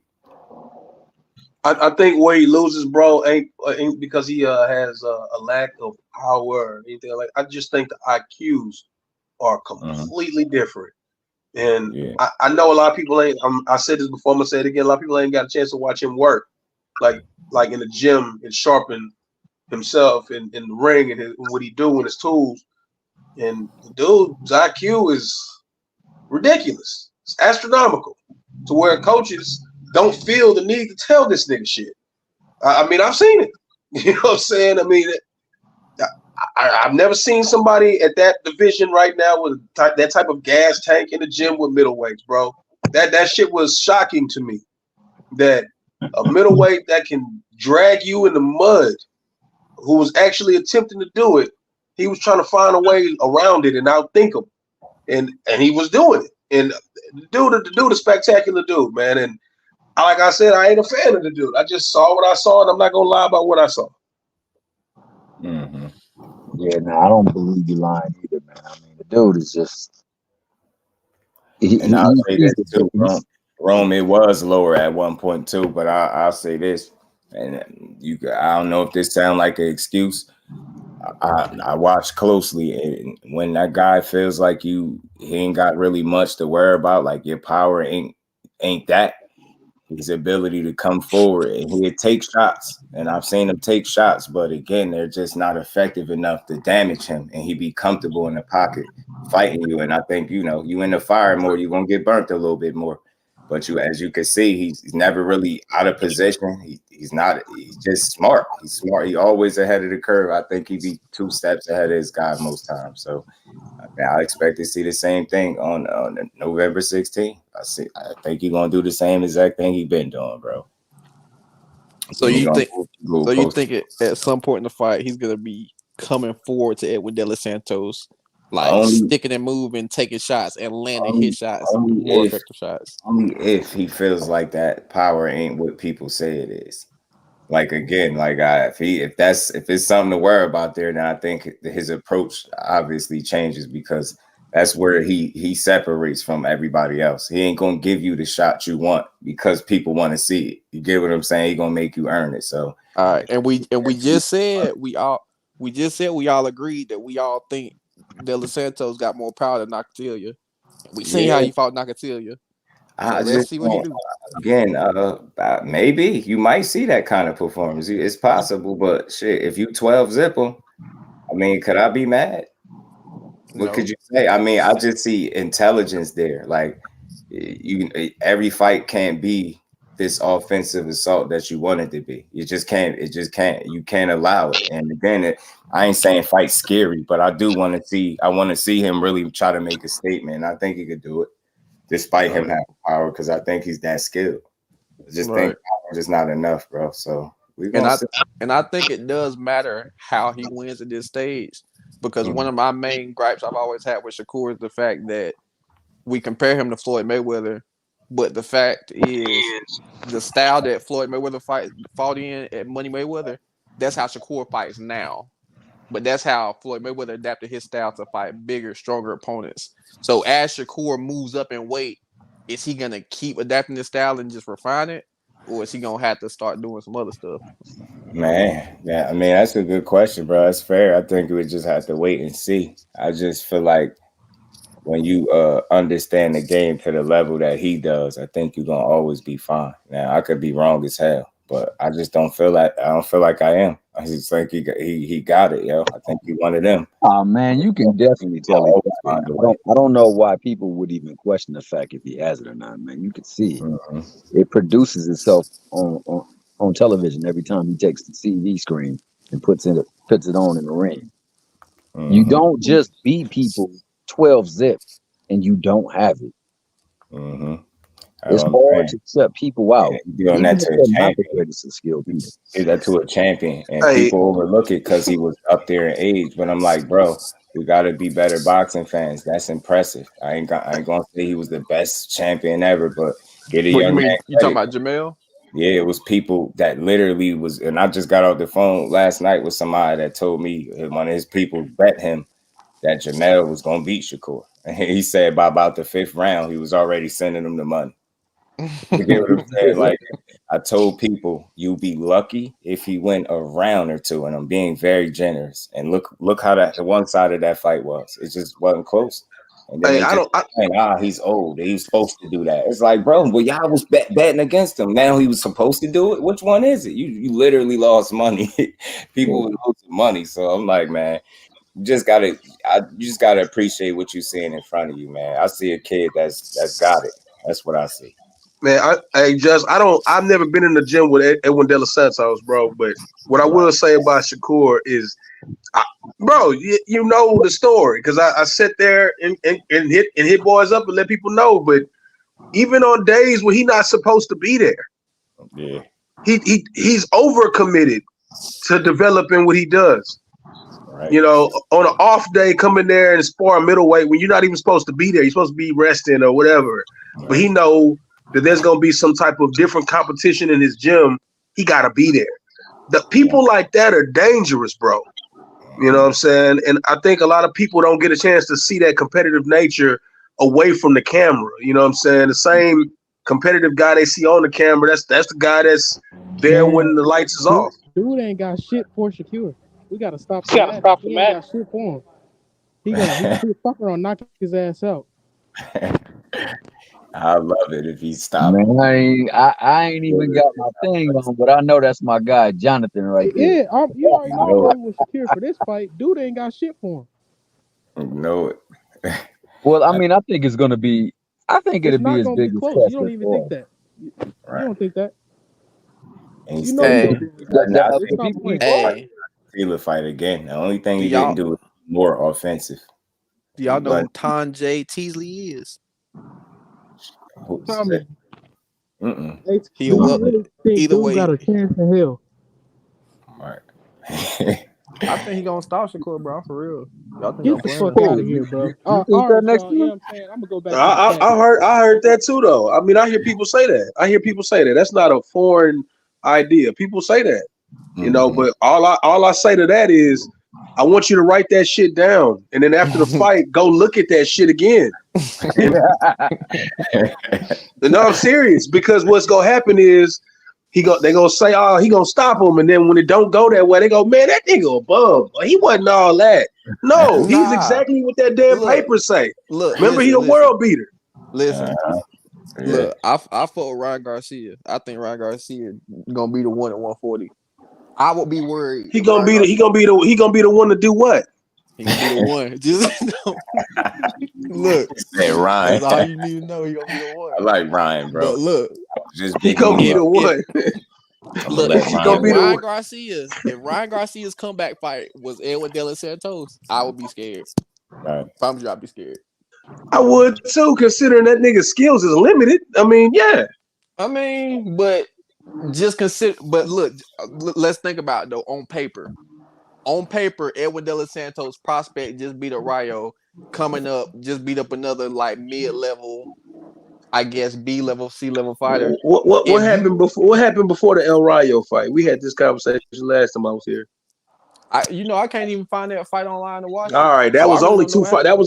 That fight I'm asking you about is only 3 fights ago. So the De Los Santos fight versus El Rayo was just 2 fights ago. Man, y'all create monsters overnight is what I'm trying to get to. I'm saying Rayo got his ass beat like he fought like a veteran. like Rayo was like a prospect that was building up, right? Like, Rayo, he next up. He kind of like on that Pitbull crew. Rayo is a prospect, bro. And Rayo got his ass trashed. Like, that was some other shit. See, and I think that's how you can tell the distinction between prospects and Shakur, because Shakur not gonna get trashed, bro. But that's what I'm saying. But De Los Santos beat Rayo ass like he was a vet. Yeah. He did. He beat his ass like, get this nigga up out there. But to Mo City's point though, Rayo was a prospect. He was only like 12 all right, but check this out. Who can we say? Like he's a super seasoned guy. I get that. But we know Rayo was a puncher. We know he's a big 135. We know he probably beat Chris Colbert. Who can we say will do that same thing to Rayo? Who can we look around right now and be like, oh yeah, he'll beat the shit out of Rayo the worst that Edwin Santos did? At 135? Yeah, 135. Shit, top 140. Say somebody. Say a name.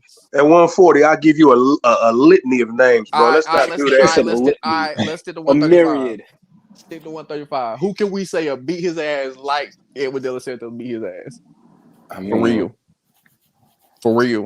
Anybody at the top? Shit. Say a name so I can call you a liar. Tank Davis. I don't think. Yeah, it's the obvious. Like, you ain't gonna tell me Tank can't not. But look, middle of next week. But check this out. But look, think about what you just said. I think Moritayo clean him up just like that. Moritayo might. Yeah, I think Abdullah Mason to clean him up just like that. Hell no. Abdullah Are Mason you? Man. Yeah, I think Moritayo. Moritayo, I give you Moritayo. Abdullah Mason get put in the blender. He'll get put in the blender the same way Rayo did. Yeah, man, the young Tito Mercado fuck around sweet Rayo. Young Tito might put hands on him. Tito put it on.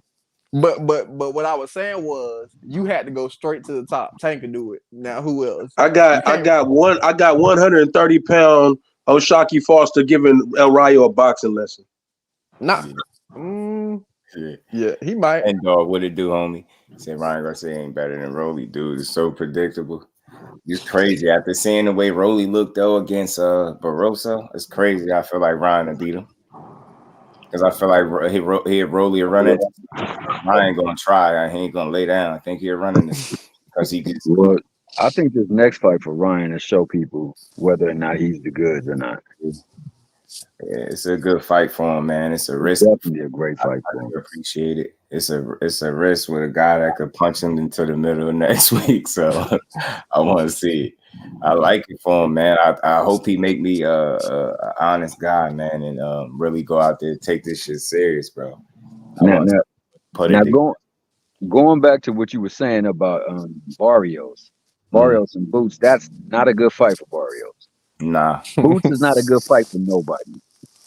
Not nobody. Minute right now. Not if you want to keep winning. I just think it's the other directions barriers could go. Not on no scary stuff, but ain't nobody necessarily calling for that. But Barrios with all the smoke, and I did read that his trainer. It said his trainer mentioned something about an Earl Spence showdown in Texas. Yeah, they said at 54 too. I mean, he said he ain't afraid to get in the ring with nobody. I believe that, but it's just certain fights you don't want to get in, especially if you want to continue your ascent. So if he's trying to progress on that division, then he definitely don't want to run into Boots, because Boots is the wrong person to mess with in that division. Rolly the champion recess, cuz he ain't fighting nobody right now. I'm gonna be honest with you though. They could give me all of these potential fights, Barrios, Earl, and all these other dudes that be naming. I don't believe none of them until they find a network or liquidate their fighters. I don't believe none of that shit. Exactly. Because if they out of business, what network are these fights happening on? Yeah, for real. So given that statement, what do you see them moving forward and progressing to? Because they need to go to a platform. No, they don't need to go to a platform. They don't. I'm gonna tell you why. I'm tired of this wrong side the street bullshit. So what would be a great idea is for Steven Espinosa to just liquidate whatever contracts he got with guys exclusively signed to Showtime, and Al go do something like holla at Eddie Hearn and fight on the DAZN platform like Golden Boy does. And that way, we taking away a lot of these barriers about fights that just can never happen. And then inevitably, what will happen is Top Rank will have a hard time over there struggling by themselves on ESPN. What I want to see is everybody under some type of similar umbrella so where we can get all potential fights. That's what I want. Exactly. And that's what I was thinking. When you said liquidate, I think that's what they really should do. They should try to bring the masses to one set where everybody has to fight under this banner. This is how the fights get made, because it's tired. Like you said, it's tiring hearing they on the wrong side of the street. Right. Or it's so much easier to keep it in-house. Man, we talking about boxing. I think KO made a fantastic point earlier when he was talking about no other sport can you do this. Right. No other sport can you win and then you start dictating who and where you can fight. Or we're on this side of the conference, so we can't play these people over here to settle who's the best. And that has to change. Man, I'm tired of all that nonsense. I'm tired of the fact that we got to wait around and hear whether or not Tank Davis is going to fight Pitbull. Don't nobody want to see him fighting no damn Pitbull. That should get frustrating. It do get frustrating. Like man. you gotta play, musical chairs with this shit instead of just getting it like how we supposed to. Because I never want to hear no side of the street ever in my life again. Like that Bud Crawford and Spence, I don't care. I don't want to hear. I don't want to hear nothing. So if the zone is the platform, then I think that's they need to make a move to somewhere where they can get everybody. Well, DAZN has already put up a big ass banner saying we'll work with anybody. That if y'all are that privy to boxing, go look at what they did with OTX. OTX Network is the people that add an extra round of overtime if it's a draw. It's still pro boxing, but they add a round, and DAZN was like, "Oh yeah, y'all bring that crazy ass circus shit over here, we'll do it." And they did it over there on DAZN. So what I'm saying is, if they open to little local ass promoters and local companies, what the fuck do you think they would do with Al Heyman's roster? That'd be nuts to get everybody that that couldn't fight. Shit, if they do that, I got Connor being getting stopped by Boots next. You know what I'm saying? I mean, I would love to hear those fights get made. I would love to hear that the 35 division, which is Devin and what's his name, Richardson, Hitchens, and guys like that. Oh, I'm sorry, 140 with Regis. You can add in the Matias's and whoever the hell else comes from over there with Al. But what's annoying is that we know that some guys aren't gonna fight T.O. because he's over there. Right. Yeah. No, that's crazy. That's a fact. Right. And we've been, and again, you making the point for us. Like you said, it's been going on for decades. You don't think it's time for a change? You don't think the side of the street shit been going on long enough? Like we've been saying, like if anybody been listening, but sadly, Just sadly though, sadly, as much as I'm optimistic of that happening, I feel like these fuck boys gonna go to Amazon Prime and turn that shit into the new Showtime. That's what I think gonna happen. They should. Amazon Prime got hella people on it. The maximum what fighters they got over there already? They can take all PBC fighters. Exactly. So you just basically move the same niggas into another house next door. I want everybody in the same house that box. It ain't gonna work like that. Two people, their egos too big. I don't know. It's like when you got it separated. I'm not gonna give them an excuse, bro. You can say the ego's too big, but I'm not gonna give them an excuse not to do it. So should there be like a boxing council to sanction the bodies? And we pay sure that this is happening? We really pay for it. They should. They gotta make it like politics. There's got to be like a intergovernmental organization, like the United Nations type shit over boxing. I say whatever they do, they got to make it accessible. It can't be hard to get to the fights, man. And the language got to be clear. That's what I'm thinking about. It's little politics. That's literally what it is. Fights. They got a whole bunch of lawyers fucking shit up in the background. Just probably wild. Just doing shit. Taking niggas money. Sanctioning fees. Nigga, what you mean sanctioning fees? Salute to my brother Mike Kirkland. He said it was sad when USA 2, HBO and ESPN Friday Night Fights went away, but boxing never stopped. That's why I'm always optimistic. I feel like it's gotta work, man, because that's what I feel like. I want to believe that. So I just don't know what's going to happen now. I feel like a lot of people reacting to Showtime. Just, man, that presentation, I like the setup and everything with that. But that's how I feel. Fuck, if they go to Amazon, they go to Amazon. Keep the wheels rolling.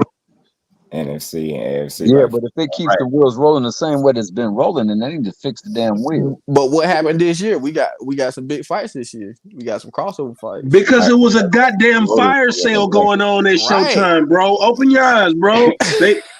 Exactly. But look, this is clearance right here. Going out of business. Everything must go. Nah, you know what they're gonna have to do for real. Say Espinosa knew about this shit a whole year ago, bro. It's literally was a liquidation year. And Leonard Ellerby made an interesting comment because somebody was like, check on Leonard. Somebody check on Leonard. He was like, I'm fine. He said something like, we stay ahead of the curve. Something he said like that. Man, they gonna keep on. They gonna. I guess they gonna. Just made me feel like he knew what was up to. Like that's what I'm saying. Like it's just no way. We don't want to surprise. You know what I could see happen on some crazy shit.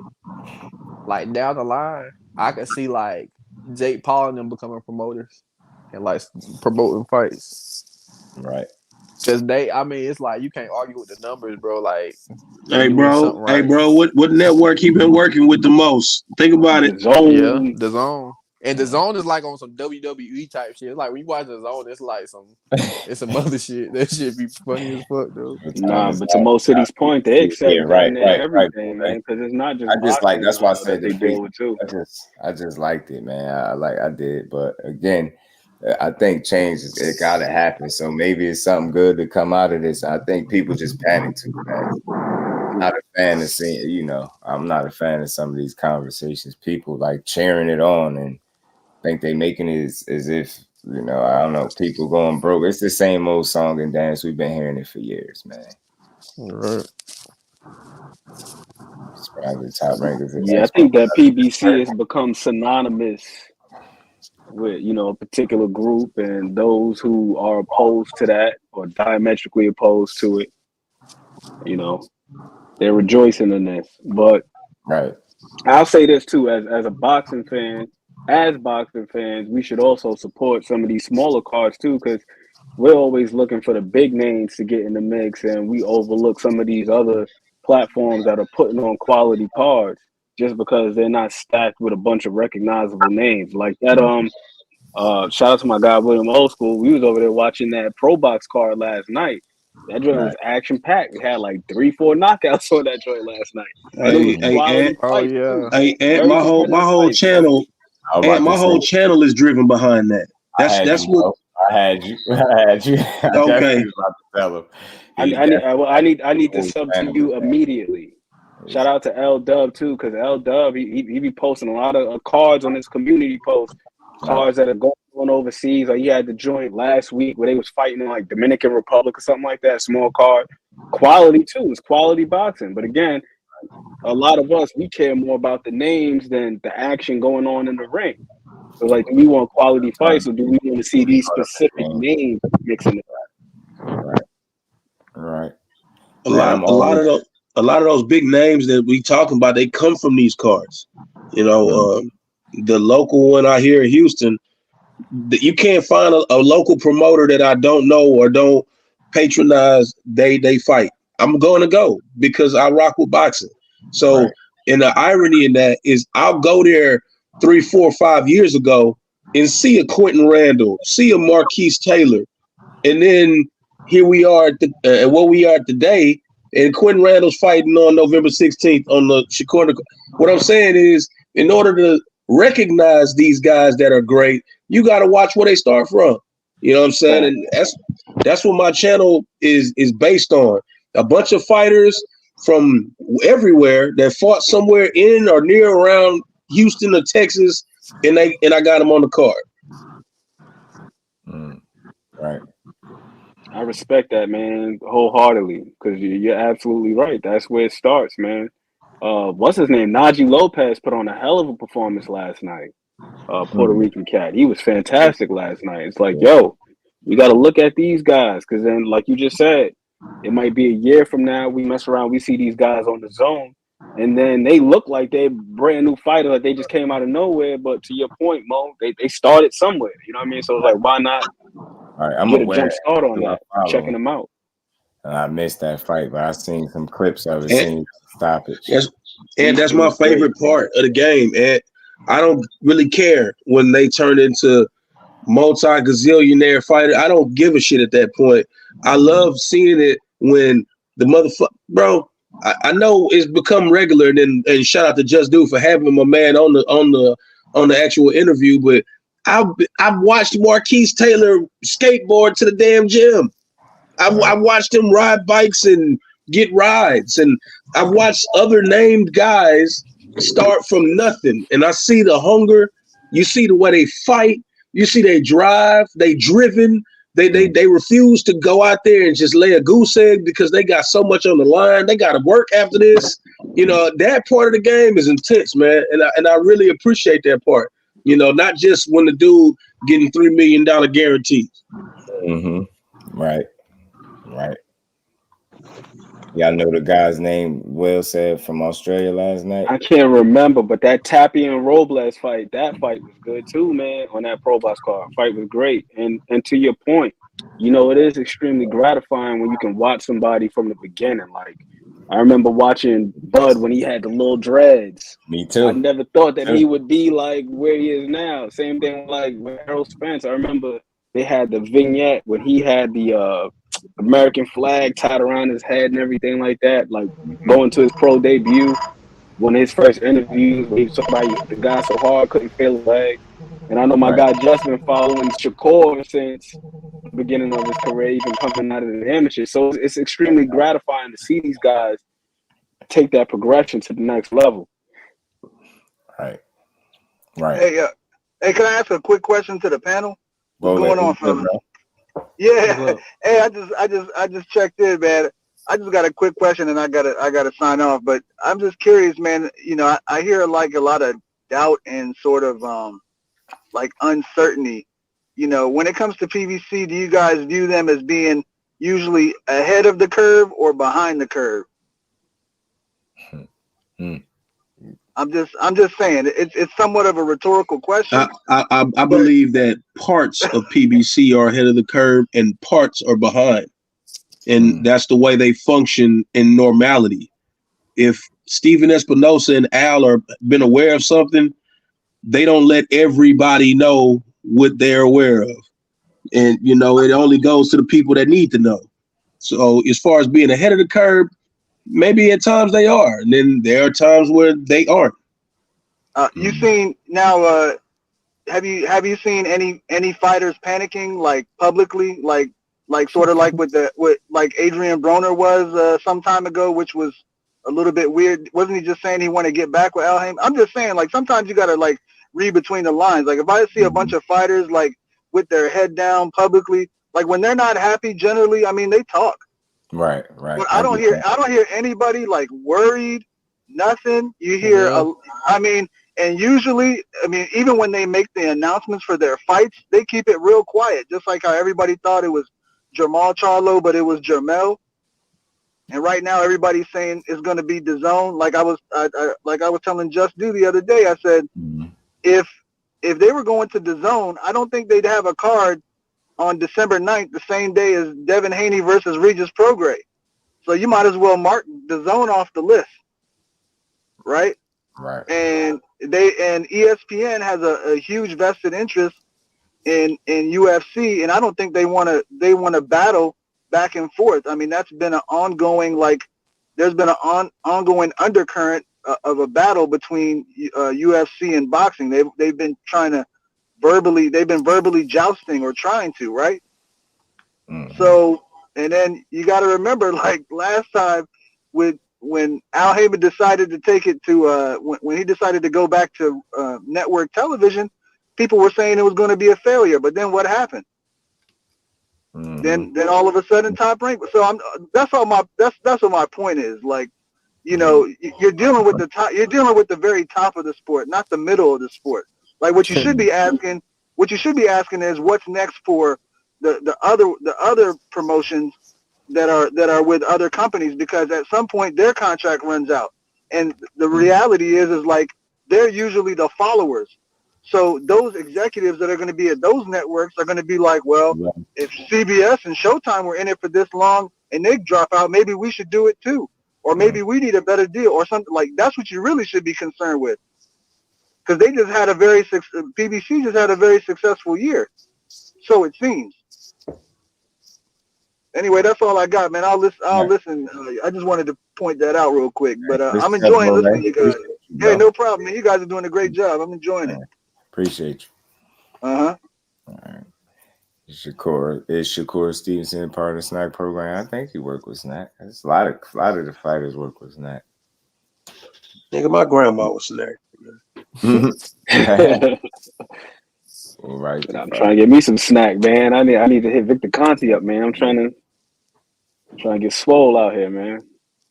Yeah, man, it's a good question, pugilist. I just don't have the answers. I would like to see how all this gonna shake out though. But I just ain't one to panic like other people, because I feel like change is necessary, man. So if this how I gotta be for us to continue to get boxing, then so be it. It was cool Showtime, you know what I mean? It was real. Hey, I enjoyed it. It was sad. Some fights. I ain't about to be crying. Fighters ain't even crying. I ain't sad. Yeah. Saying. And that's the thing, because don't Canelo still got 2 fights with them or whatever? Yeah. So it's like, didn't he sign a 3-fight deal? with the PBC. See, yeah, not Showtime. Okay, so. But if they went to Amazon Prime, you know, Amazon, they already got that one fighting championship. It's like a direct comparator with UFC.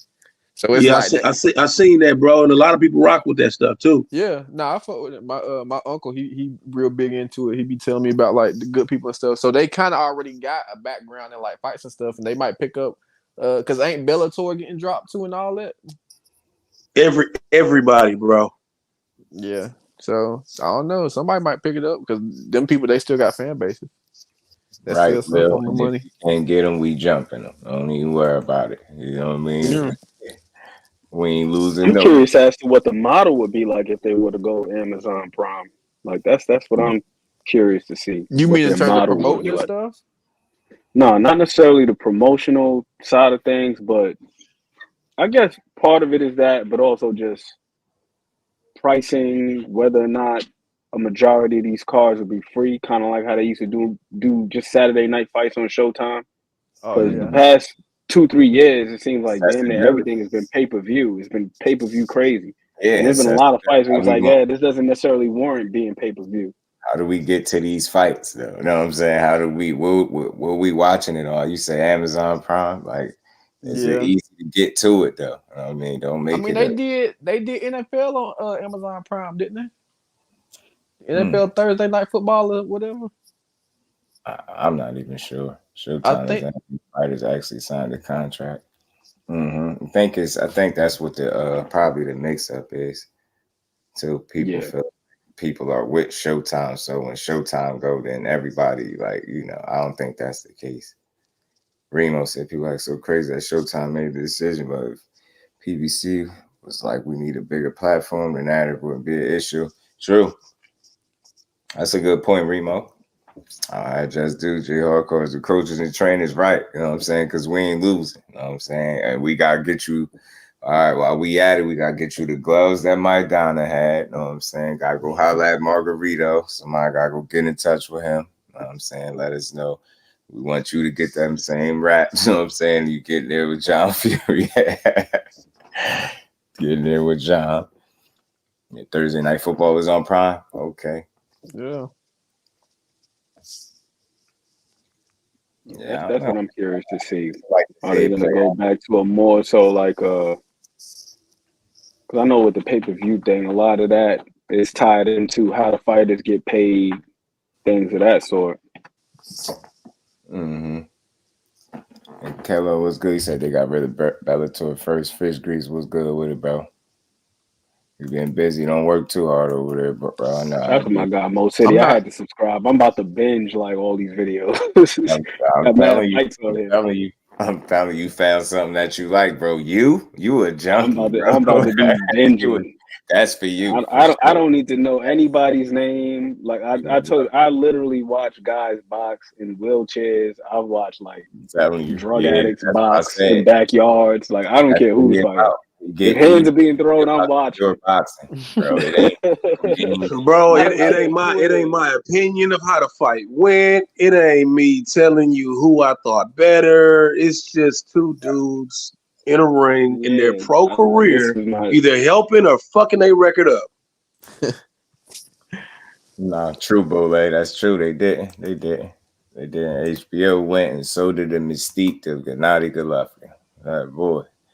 That stuff stopped. I think the Big Drama Show went right when I ain't heard that man speak it. Then I seen y'all seen Triple G.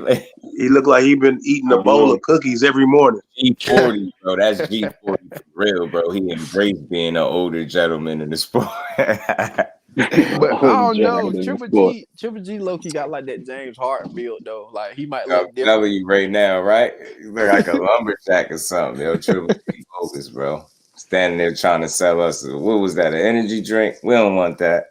We don't want that, bro. Hey, Triple G got them from what's it called? You say what's that? He got the endorsements. Triple G got Hublot. Don't play with Triple G. Yeah, no, he's out here selling whatever that was, something with GGG on. I said we don't. I'm right there with you, Remo. That's what I've been saying for a while, man. They got to get these narratives together, sell these fighters to people, make people care about them outside of just what they see on social media.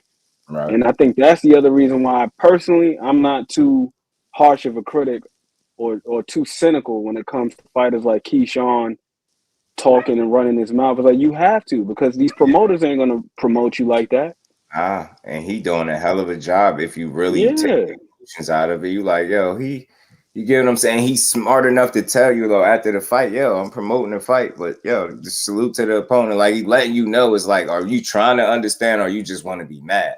I want to get why you doing that, and I see it clearly. You young, you enjoying it. You confident and you selling, you promoting yourself every chance you get. You know how to capture the moment. Them cameras and lights come on. You know what I mean? You usually typically do a good job in the actual fight. I've never seen a fighter get this much flack for losing probably 2 rounds in a fight. I've never seen that before. See, I personally understand why. I understand why he gets the scrutiny that he does. But on the other hand, it makes perfect sense for him because again, you probably wouldn't know who the hell he was if he wasn't trending on social media. He wasn't even a main event, and he had people wanting to really see that fight. You get what I'm saying? And I I don't know, man. If I seen a guy lose more than 2 rounds and people didn't have the same reaction, so I just don't get it. I'd be like, and why? Because he don't talking. That's not enough if you trying to understand that he's promoting himself. Like you said, the promoters ain't gonna do it. Shit, didn't Terrence Crawford get told to promote himself? So, TD, what's good, bro? Did Bob tell the man to promote himself? Hey, be tripping, bro. What's the point of having you if you?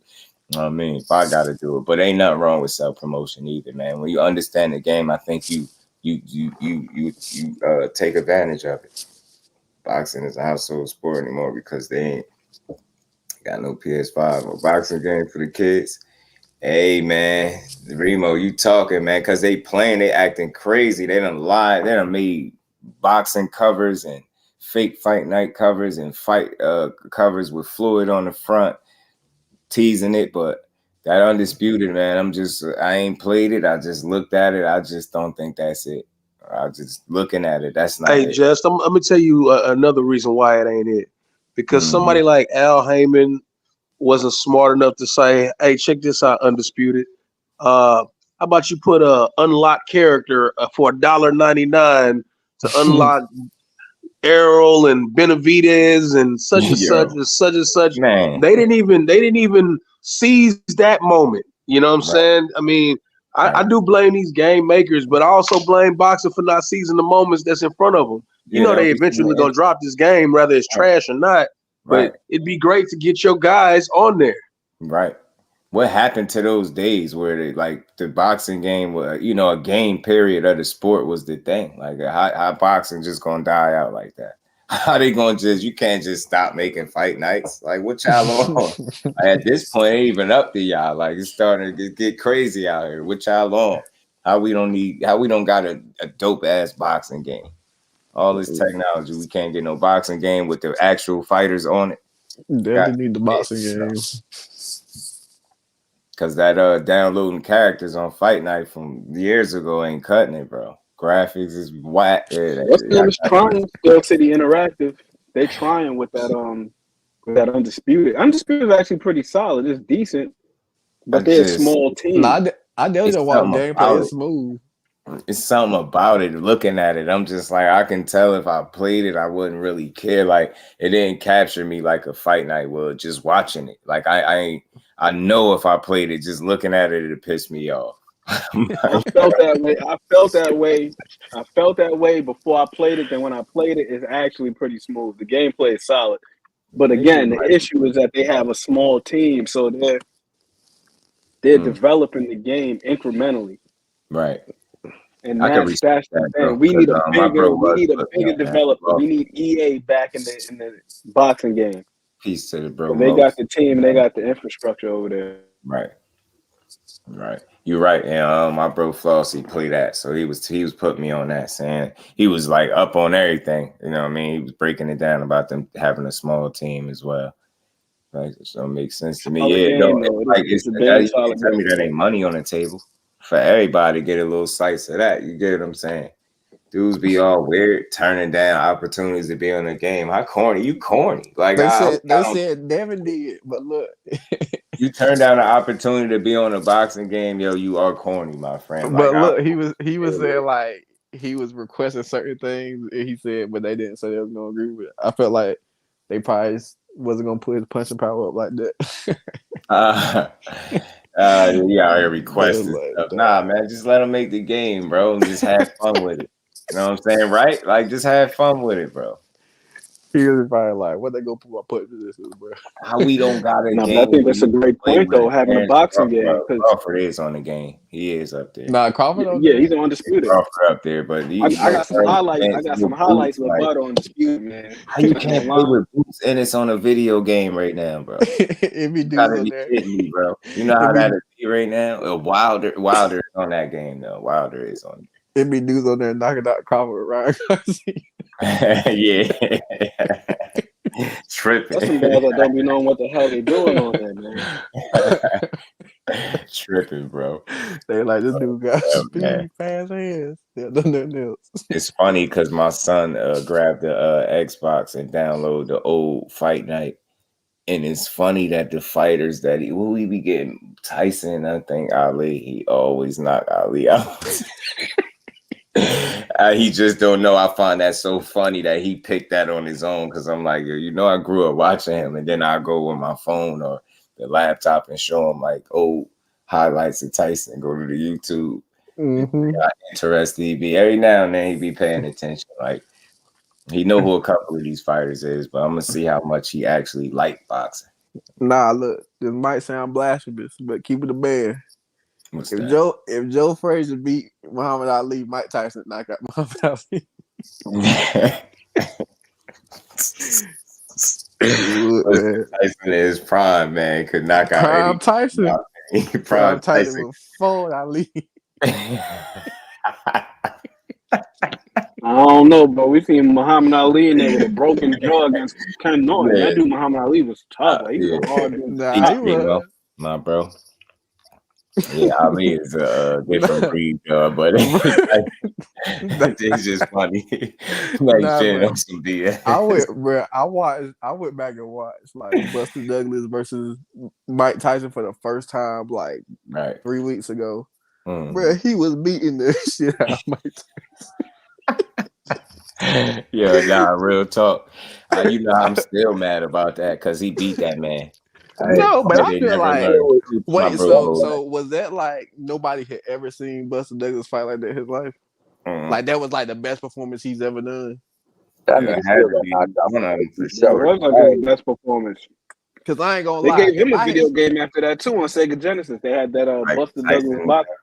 I felt like if I had seen Buster Douglas fight before that fight, I would have been like, nah, he might have something from Mike. Right. Cause he ain't just come out with that shit the first time they fought. He had that before they fought. Buster Douglas is the reason why when you win one, you lose your very next time. Each fighter split 3 ways. Yeah, man, Rome, they can do it. They can do it. Hey, but to speak on that Muhammad Ali Frazier, wasn't that after he had been put in Remo and had to have a fight come back in? Wasn't Frazier helping him out because he couldn't get no fight?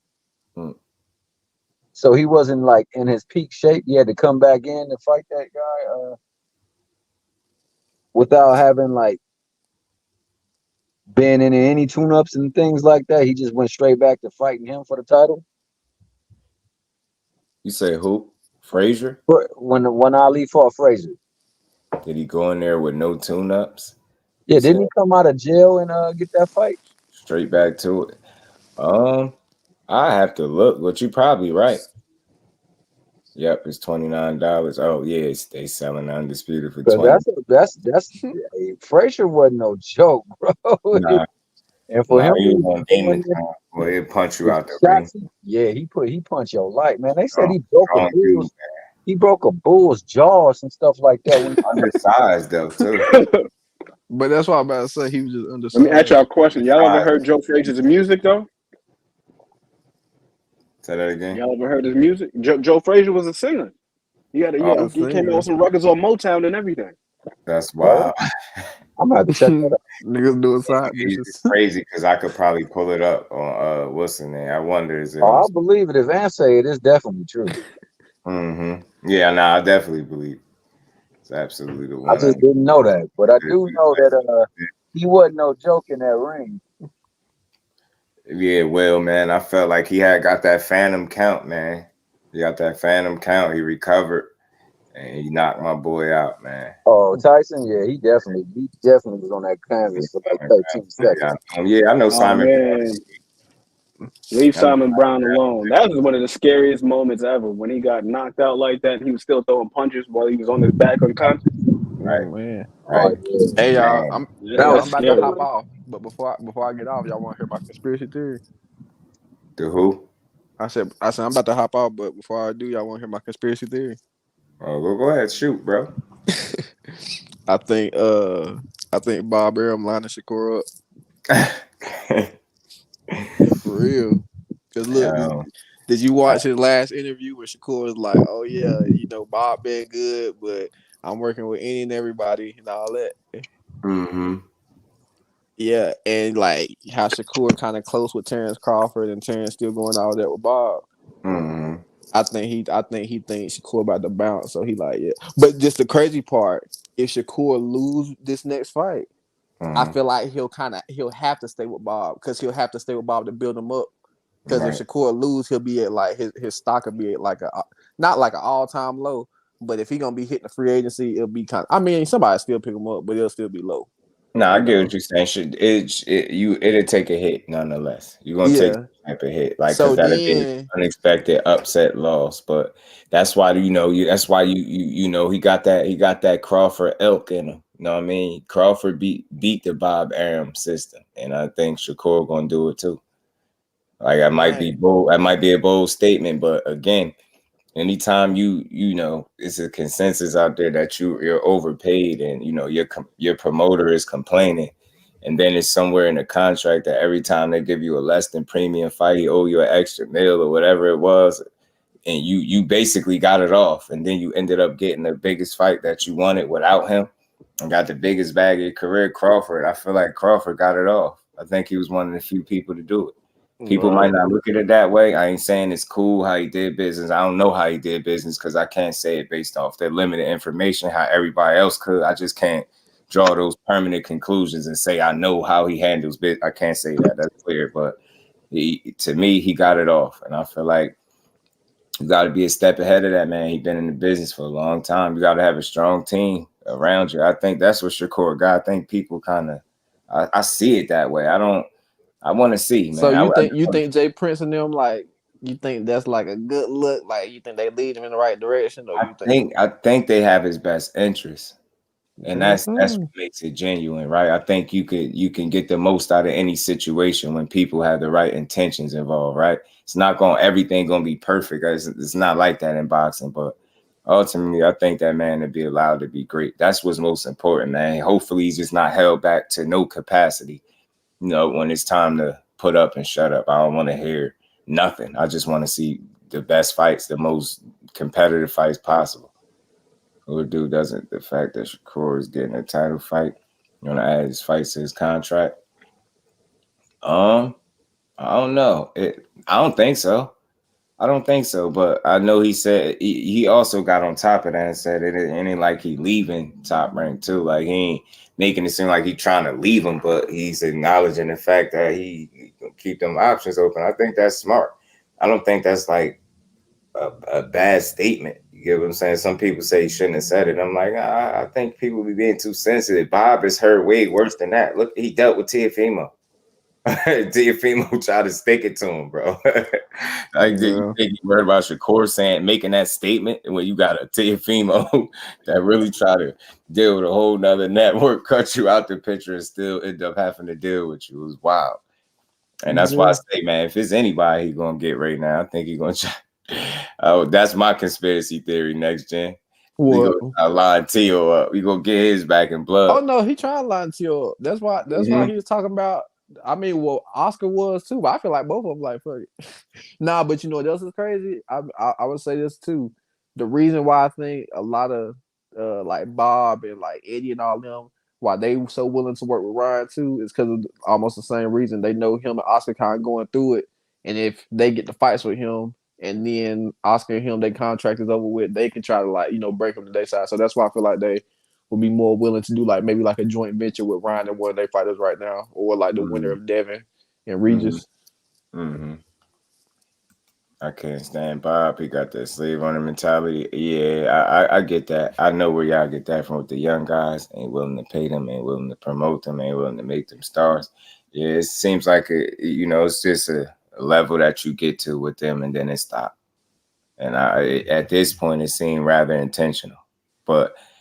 It's not a complete negative because you are able to get fights at least right and kind of be developed in a sense, right? And I think you just get to a point where you might just gotta cut ties, man. It's just what it is. It's really just their business system. Huh? You say who beat the system? KO was good, bro. No, I said it's their business system. And salute to Ann McQueen and the other brother Next Gen on the panel too. Salute to y'all boys. Hope y'all doing good, man. What's good, huh? KO, what's up, man? Chilling. What I ain't catch you at the end, did I just?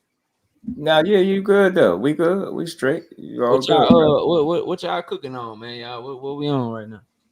Man, we was a little bit of everything, man. So Bob Arum was the most recent topic, right? Well, the question that somebody or the statement somebody made down there. I got you. So your title, Crawford and Delahoya trade words. Can I just say something? Yeah. Definitely, Yeah, man. I'm passionate on that particular topic. Go ahead, talk to me. Because I meant to hit that and I didn't, so I'm glad you did come up here. So I almost ain't my talking. thoughts on it is this, bro. Both of them grandstanding and they full of shit, bro. Mm-hmm. Like I feel like unless they willing to sacrifice and put and put their money where their mouth is, so to speak, because Bud is talking about it should be like the other sports where the athletes or the boxers have a voice and they got power and shit like that, right? But it's one main thing that if fighters want that, I'm all for that. But they got to be willing to give up every single thing that them other sports is willing to give up. And it's the main thing that makes sure that their products is great. And you know what that is? You know what that is, Just? What's that? The motherfuckers don't get to pick who they compete against. Ah, man. Yeah. I like now you willing to get that now if you Terrence Crawford, you willing to give that up? Cause guess what, bro? Like for those of y'all that follow other sports and shit, it's this dude named Victor Wembanyama. He got drafted #1 overall. He at the Spurs and shit. When the Spurs play the Lakers, guess what? LeBron can't hit them with no high risk, low reward shit. He can't decide that he don't want to go against him because he a rookie. He gonna have to get in there. He gonna have to play that young boy. He gonna have to go against that young man. So on Bud Crawford part, that shit sound good, but are you willing to give up what those other sports give up in order to have that type of power to get paid like that? They have to compete against the best every motherfucking time they go out. They don't get to pick and choose. They don't get to they don't get to say that this person ain't proving nothing. If somebody in position, if they become your mandatory Canelo, then you need to fight them. You don't get to bring people up different weight classes and fight people coming off of injuries and long ass layoffs and shit like that. That's the problem, bro. The overall problem in the sport and what happened to Showtime happened to them and why it's going where it's going, bro. It's because the product is trash as a whole. It's a trash product, bro. We looking at you make perfect sense, bro. Right, bro. People looking at 2023 like that shit great, bro. That should be normal, bro. No, you're right. I ain't hear nobody really touch. And you know what? I think the reason people ain't touch on that side of it is because we just so glad to have a year like this. You know what I mean? But when you done being excited about it and you think about your statement, like it should be the norm. Yeah, it should, because the boxing could get this ain't this. Although this been one of the best years, this ain't the best that you can absolutely offer. You're not gonna tell me that. It's still fights that ain't get made that should have been made.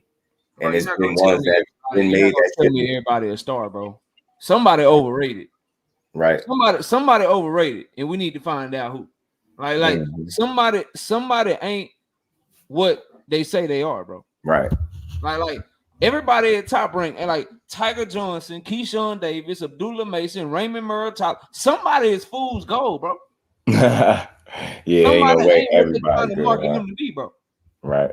So until you can figure out who to really support and who the real ones is, and they put on a better product every time out, then bro, you don't deserve a seat at the table because you ain't willing to give up what these other fighters willing to give up. And then as far as Oscar De La Hoya, bro, you almost blocked the biggest fight of the year from happening with Tank and Ryan, bro. Right. Like just be quiet. You blocked Jamal Charlo and Haney Munguia from happening, bro. Right. You ain't the person to do it either. So both of them, bro, they just grandstanding, saying shit that they think sound good, but they ain't talking about fixing shit for real. Right. That's real, man. I appreciated that. I almost forgot to hit on that, but I just wanted to know what people thought about that, going back and forth. And it seemed like they trying to say the right things, but you know what's gonna come of it is the thing, right? Is it any action gonna be put behind it, or is it just gonna be something good to say?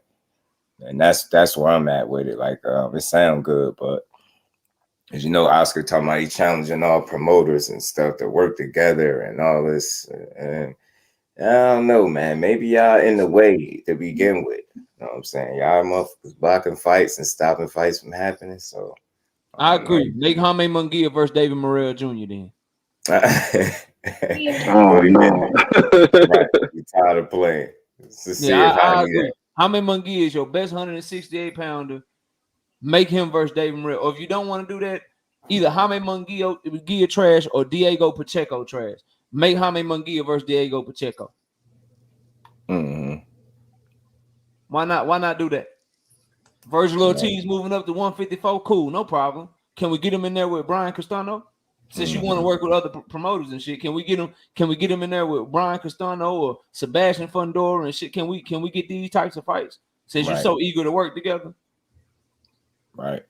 But you just, and not only did you pull Jaime Munguia out of Jamal Charlo fight, you had him turn down a title opportunity with Janabek too. I didn't forget that either. But you talking to them. Like, bro, get out my, like, they try to tell us shit, bro, like, and they prey on casual fans or maybe fans that don't do as much research as we do and don't follow the sport like we do, bro. Ain't like somebody like me, bro. I'm not trying to hear what Oscar De La Hoya got to say. Yo, it's too many skeletons in your closet, bro. Literally, bro. Like you done too much bullshit, bro, for you to be talking like this, dog. Like you the solver of the problems and shit, bro. You was just shitting on everything that Al Heyman and bro. You current, you sad, but you were just shitting on them boys like less than a year ago. Religiously, and now you gonna work with everybody, and now you willing to work. Now you want to work with everybody though, man. That's why I said it sound like, to me, my take is it just sound like you was saying the right stuff, but when you, like you said, you look at his jacket, the skeletons in his closet, his track record, it's spotty, man. So I don't know how we can't take you at your word. You will literally have to show us. And that's why I say that's what I got on both ends. It sounds good because I get y'all on both ends, but show us something, because I would like to see every fight possible. And I would like to never have to hear about a side of the street again in my life in boxing, ever. So whatever it need to happen for that to be true, then let's do it. 100% agree with you, bro. Morrell beat the hell out of Munguia. Yeah, let's be honest. Like this Eddie shit, he needs to keep his mouth shut. I think he's smoking too much weed, to be honest. Like with that crazy shit he said in that interview, saying that Devin and Ryan would outsell Teo versus Ryan. KO. You have to take the microphone away from him, to be honest. Yeah. I mean, Devin got Teofimo and Ryan Garcia got similar fan bases. Teofimo ain't really never sold shit, bro. He can't even fight. He can't even fight in the big arena in his hometown, bro. He still fighting at the Hulu Theater, bro. I was just about to say that. He don't be at the main stage at the Garden. He fighting in a stadium that fill 5,000, bro. And Devin Haney bring a completely different fan base than both of them would bring. I mean, you get Devin up there with Ryan Garcia, how Ryan like to talk, Devin like to talk, how Bill talking shit. Ryan got Derek James who talk a little bit. He don't talk much and shit. Like, yeah, bro, it's possible, man. You put anytime you got the Latino fan base and the Black American fan base, and it versus just two Latino fighters fighting, I would edge to. I don't think Eddie Hearn crazy for that. I don't think he's wrong for thinking that. I mean, and then like, what do you want him to say? Like, those are the people that he could do business with. Teofimo is a top ranked fighter. What he supposed to say? Like, he just saying what he supposed to, bro. Like, I ain't got no I understand he's saying what he's supposed to, but saying that it seems like he doesn't think Oscar can pull that fight off. Is what it sounds like. It sounds like what he's saying. He doesn't trust Oscar to pull that fight off. In that comment. No, he doesn't want Oscar to take Ryan Garcia to another platform again. He want DAZN to make money off Ryan Garcia, bro. That's all. He don't want. He sound like somebody that don't want Ryan Garcia. He don't want Ryan Garcia and Golden Boy's biggest paydays for him to be on other platforms, because eventually Oscar De La Hoya might sit up from snorting the cocaine line and be like, you know what? We making the biggest money when we don't do deals with DAZN, and then he might go somewhere else, and he don't want that to happen, bro. Yeah, but when it comes to Eddie, sometimes he says crazy shit like all the time. They all do. Like, if you want to talk about some crazy shit he said when they asked him why he put Devin and Regis on pay-per-view, and he said it's because this is the world that we live in, and the fighters is asking for a lot of money. So this is the model that we use instead of talking about how good the fight was and how big the fight was and how it's a great fight. Then now we can talk about that. That was some crazy, stupid ass shit to say. It's when I heard that too, I'm like, right there. Was he being too honest? Being too honest. Man, listen, bro. I don't give a fuck if I schedule a debate next week and I know both of the people is trash, bro, that's debating on my platform. Guess what? Man, you gonna see a short. Hey, they coming to cook, bro. They about to get it in. They gonna be fire. Sell the product, bro. Y'all got you sell the product. It sounds like with his answer, he kind of just conceded to the fact that it's not what it's supposed to be. But they want money, so we gotta pay him. So we gotta make y'all pay for it because they want money. Y'all come check out my debate next week, man. Just Dude really don't know his boxing and Aunt McQueen boring and shit, but y'all come through, man. Like that's just, right. Like, I'm doing it, bro. Like, no. Eddie sometimes has crazy shit like that. Like I'm like, when I hear that, what you just said, it's like you're not confident that the fight is gonna sell when you say something like that.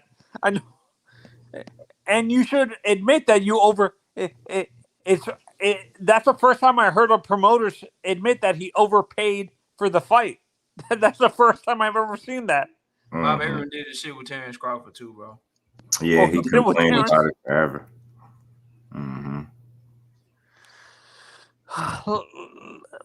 Eddie needs to retire. Like I've said this.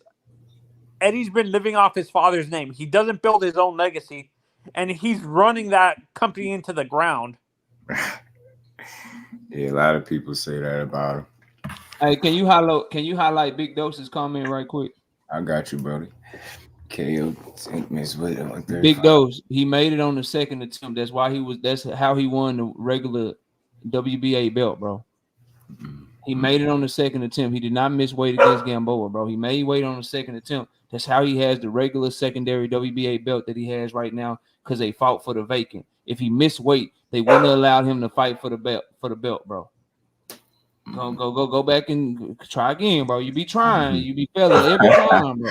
Every time you try this shit, you fail, bro. Go look it up. You'll see that they fought for the vacant 135-pound belt. When you go to weigh in, they give you 3 times to make weight. He missed the first attempt, and he made the second attempt. That's how he's the WBA regular champion right now, bro. And my dog is in here barking at you because you tried that shit with me, bro. Big Dose says, "Oh, my mistake. My mistake." Salute the Big Dose, my guy, man. Rome said interracial fights always make bank. Yeah, true.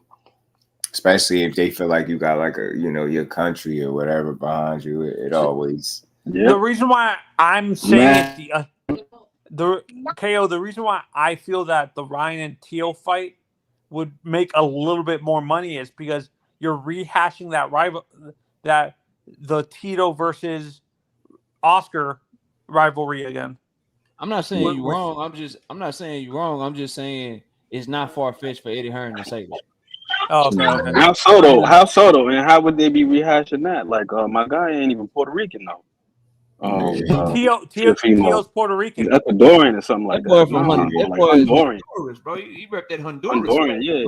Neither one of them remind me of Tito. I get what you mean. I give you the Oscar with the Ryan thing, but Tito is a little bit different than either. And I would say the Devin Haney fight makes a little bit more sense because they could also sell that this is the rematch. Remember, they fought in the amateurs. Right, 3-3. 100% 3-3.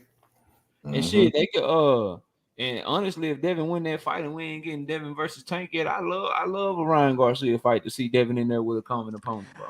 Oh, I have one better. How about Shakur versus Tio? Nah, Shakur gonna be at 140 for a minute, bro. But that's what Eddie Hearn was talking about, KO. The winner at Regis and Dev to fight Ryan Garcia. And kind of how it is, bro. When he got a fight coming up, we gonna attach him to a big name. Our guys willing to fight it. I mean, that's the formula, bro. Like everybody always willing to fight everybody when they got somebody else lined up already. Who? What platform is Subrel with? Is he PBC? PBC? Could that fight happen? He's fighting Ergashev, his IBF mandatory on the Benavidez and Andrade card. That's gonna be a good ass fight too. It's gonna be violent. Right. I think dude is a live dog in there for real. He is, bro. It's just, can he take that can he take the pressure, bro? He is just he relentless, but I wonder if that's gonna work against him at all in this fight. Because then that one loss, it damn sure did. Yeah, I think you gotta hurt him, bro. You gotta hurt him.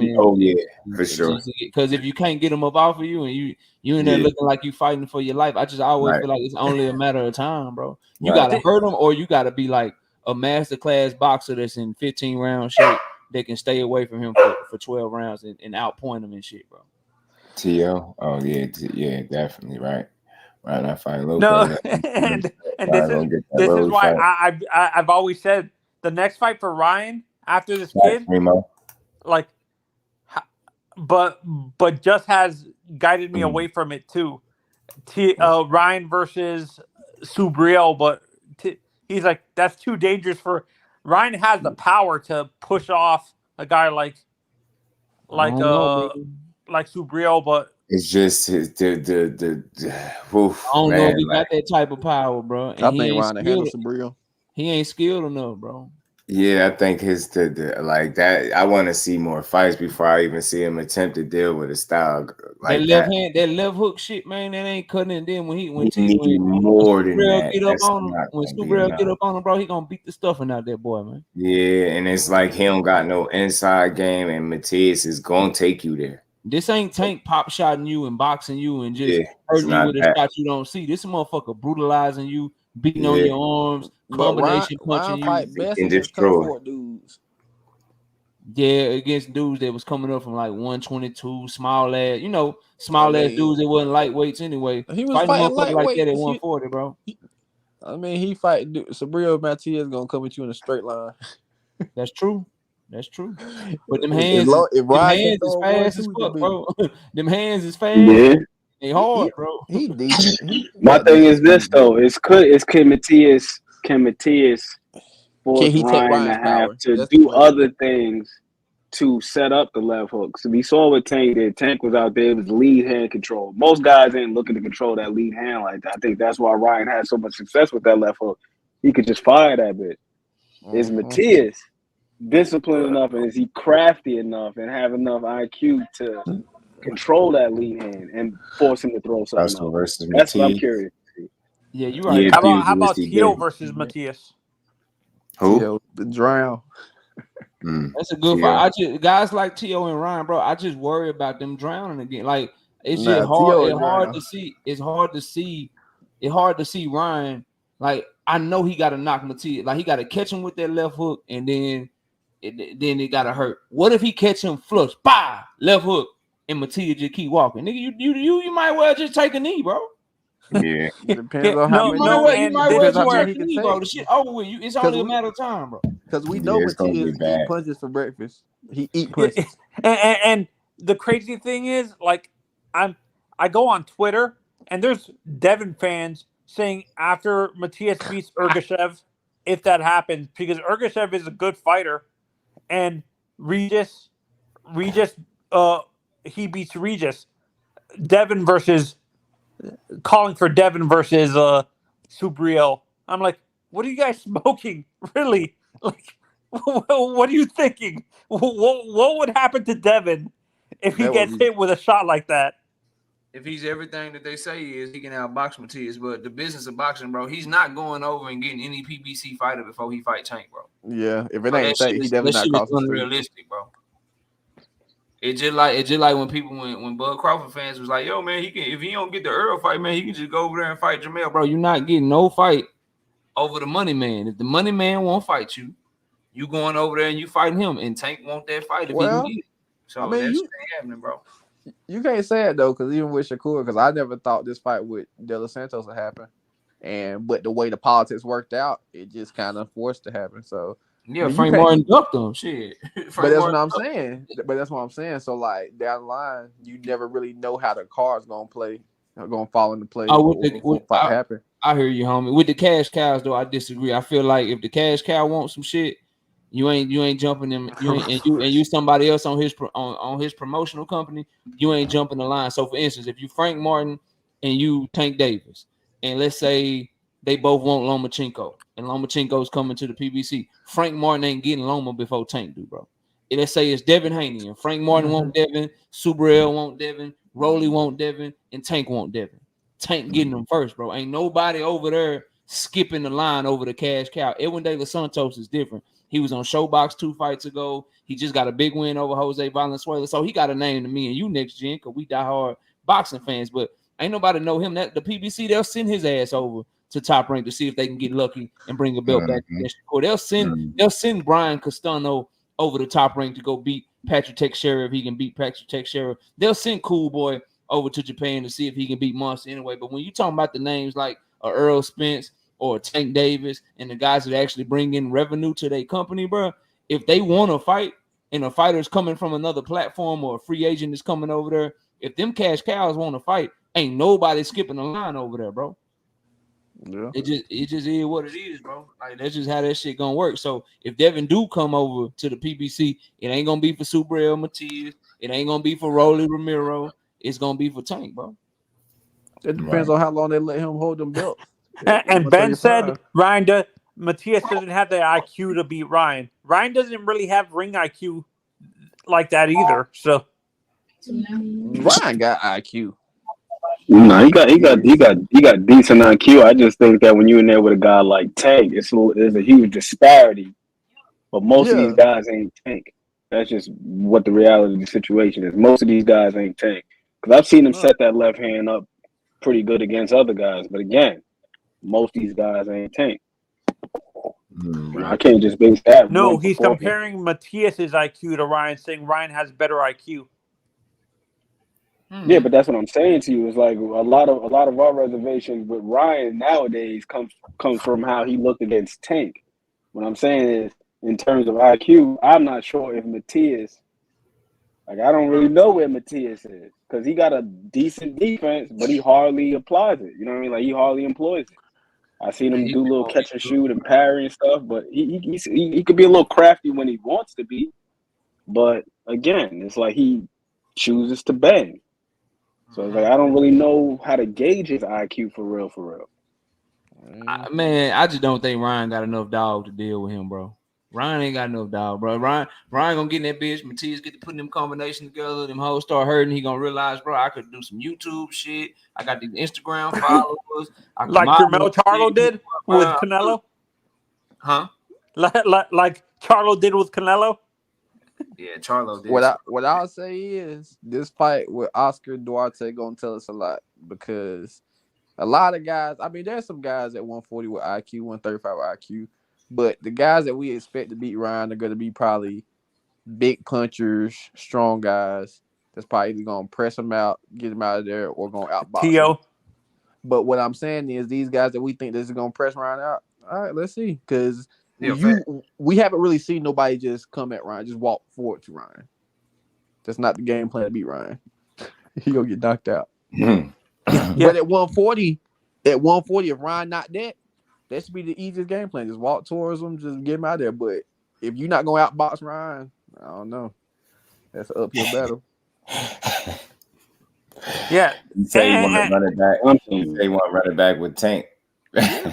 I mean, but why would you not? I mean, people don't even think about it. I know he feeling brave. His rib must have recovered. He feeling good again. Yeah, like his rib must have recovered. Hey, he was injured, man. My guy was injured. He was injured. You know rib better now. Every time. Yeah, and this is where I don't get next gen that they're accusing Ryan of quitting. I can understand why. I wouldn't say he quit. He was being smart, because I've dealt with broken ribs playing baseball, and how hard is people don't realize how hard it is to breathe with broken like 4 or 5 broken ribs and stuff like that. Yeah. Really, like they you need to use common sense. The people that say he gave up, just the people that want to see him get knocked the fuck out. That's it. It's just people that just don't really. They just want to see him get laid out. They want to see that man go out on his shit. That man rib cage ripple in that replay. I was about to say the same thing, just when you see that shot in slow motion from that ultimate. Did you see Ryan's eyes? Did you see Ryan's like? Did you see how goddamn rib through his back, boy? Oh, my boy Tank that elbow. But the worst part, it ain't look that crazy in real time, but on the replay, slow motion, the alternate angle, when you see that ripple go through his whole body, I said, Jesus Christ. And then, bro, like you know these fighters, you know these fighters know who they know who they in there with, bro. So you gotta understand too. It was like a minute and a half left in the round. If he would have got up like and tried to fight on, bro, with a minute and a half left in that round, bro, he would have been a meme for real. He would have been. He'd have been bad off, bro. He robbed us of the meme moment. He took it from us. He did.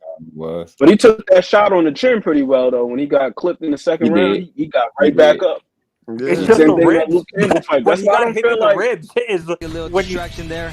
The mom dancing. Wow, Davis is like looking at the crowd talking. It's an interesting vibe from him right now. That was never get old. Why you have to do Bullet like that?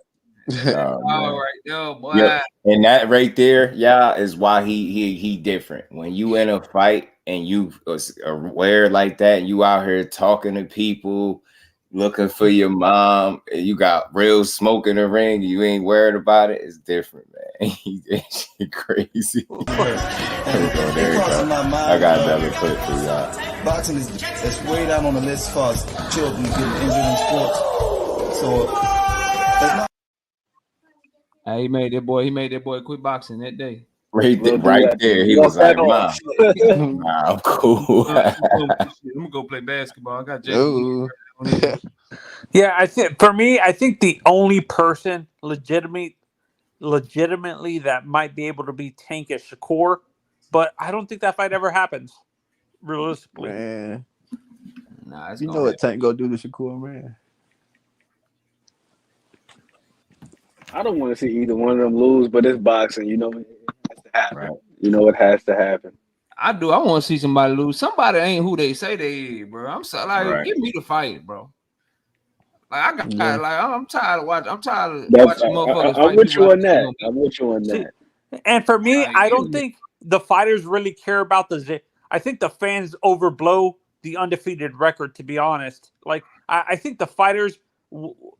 I don't think the fighters really care about the zero as much as the fans think they do and stuff like that. They ask is nah, they care. They feel like that's the marketing tool right there. That undefeated record. Yeah, I mean it depends on how you market yourself though. Like, you know? And I think the era is different. Like guys like Floyd and Oscar really didn't care about the zero. They lost and they went on. It seems like this generation of fighters cares too much about their undefeated record instead of, like you say, knockout, developing a legacy. We want that paycheck again. They do.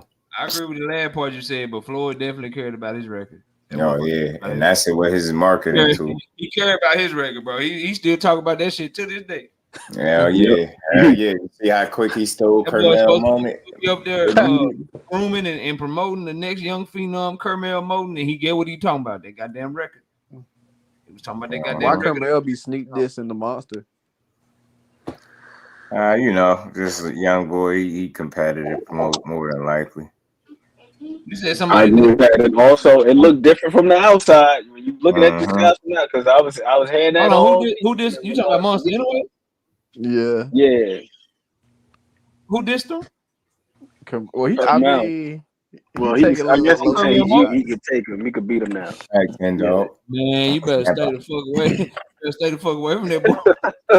You gotta chill. Yeah, Tank different, man. Tank really one of them. Yeah. No. Bro, you just beat up a bus driver, bro. Just chill out, bro. Chill out. That boy Monster look different. Tank and the Monster gonna run that. I don't even want to see it until Monster actually come up to a weight class closer and do something. Nah, what You know what the monster need to do? He need to fight Tank. It need to be at a 128.5 catch weight with a 12-pound hydration clause. That's what it need to be. That's the only way it's fair.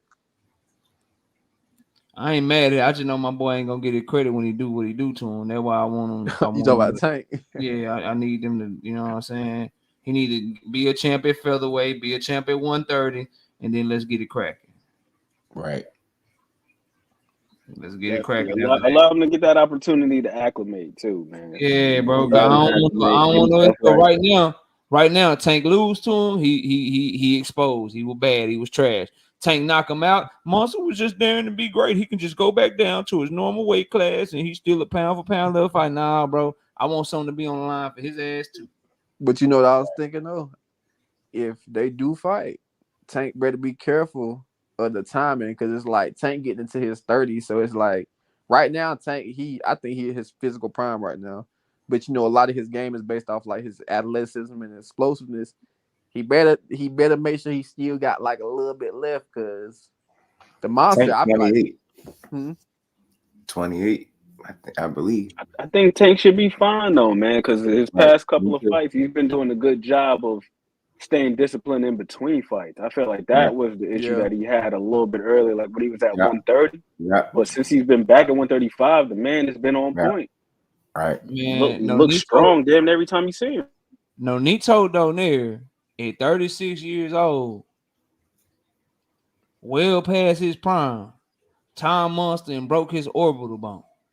I ain't got no question about what Tank would do to him, bro. Yeah.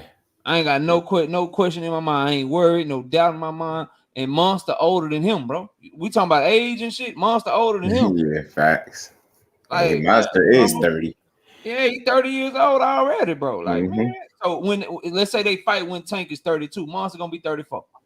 Let's say they fight when Tank is 30, Monster gonna be 32. And Monster, he depend like people don't see it because he's Japanese and shit, but he depend on athleticism just as much, if not more than Tank do. Hell yeah. Motherfucker depend on speed and athleticism and quickness and explosiveness the same way Tank do. But Tank got a different type of build. Tank's build as he get, because like, you know, when men get into their 30s, it's like your bones get denser, your muscles get thick or whatever. Like Tank already big, he already solid. But the monster, he's still kind of lean. So I feel like if Tank get kind of into his 30s, he could get like heavy to where like he might get like a little bit slower. But I don't think so. Maybe a little bit slower, but probably stronger too. Yeah, but if you slower in the game and you play, because the monster fast. The monster fast. And 126, so he was waiting for monster. Ain't somebody that came up in like 105, 108, but they're gonna have to show me they can do something. Tank, I don't think it'll ever be a point where he'll give me any doubt with Tank, cause Tank got a beard on him too. Yeah, the monster do too. I mean, that's cool, but all I know is if Tank get to monster ain't getting hit by no damn. But Tank ain't been hit by no monster. Hey, he too small for me to feel like that. You get what I'm saying? Right, like that weight, that power got to translate all the way up to 30. Yeah, like what if he get to 130, 135, and he ain't cracking like that no more? But check this out. You know what made me think he will though? The fact that Ryan Garcia got hurt by that little Asian dude. That dude was medium. And I think the monster beat his ass right now. Like if you throw both of them in the ring together, I think the monster whoop his ass. So my thing is, what hurt Ryan ain't got shit to do with Tank though. Yeah, but what I'm saying is Tank could barely hurt Ryan. The only way Tank could hurt Ryan was the way when he hit him with the what you call it, where he already been hurt at. But the little Asian dude hurt Ryan. He dropped him in the second round though. Yo, your man Tank threw six punches in the second round and scored a knockdown. He knocked that man halfway across the ring in the second round. And Ryan got right back up. It wasn't wobbly. No, right. That's what I was saying before. That's why I don't subscribe to the notion that the man has no heart. Yeah, Ryan got no heart. I'm like, nah, he got his ass up. What I'm saying to you, he got dropped in that second round. What I'm saying to you, bro, is in that round when he got hurt to the body, it was a minute and a half left, and he made a business decision. And let's say that he survived, you still got like 6 more rounds. You got 6 more rounds that you would have had to come on, bro. Like Ryan Nah, bro. Somebody hurting him. That ain't got man. Nah. Somebody. All I'm saying, young man, bro, is if the monster landed on Tank, it's gonna be a long night. That's true. Maybe Leo was landing possibly. On him. You gotta show me that power going transition. Leo ain't got the monster power though. We don't know what monster got at 135, bro, or whatever weight they would fight. I'm just telling. We don't know what he got. We just assuming that this man power going like Manny Pacquiao is Manny for a reason. Monster power been carrying great so far, bro. But we just assuming he gonna have power at featherweight. He gonna have power at junior lightweight. He gonna have power at lightweight. The history of boxing tells us that it's highly unlikely. Now, if he do carry it, then you're right. But what happens to most boxers when they come up in weight happens to him too.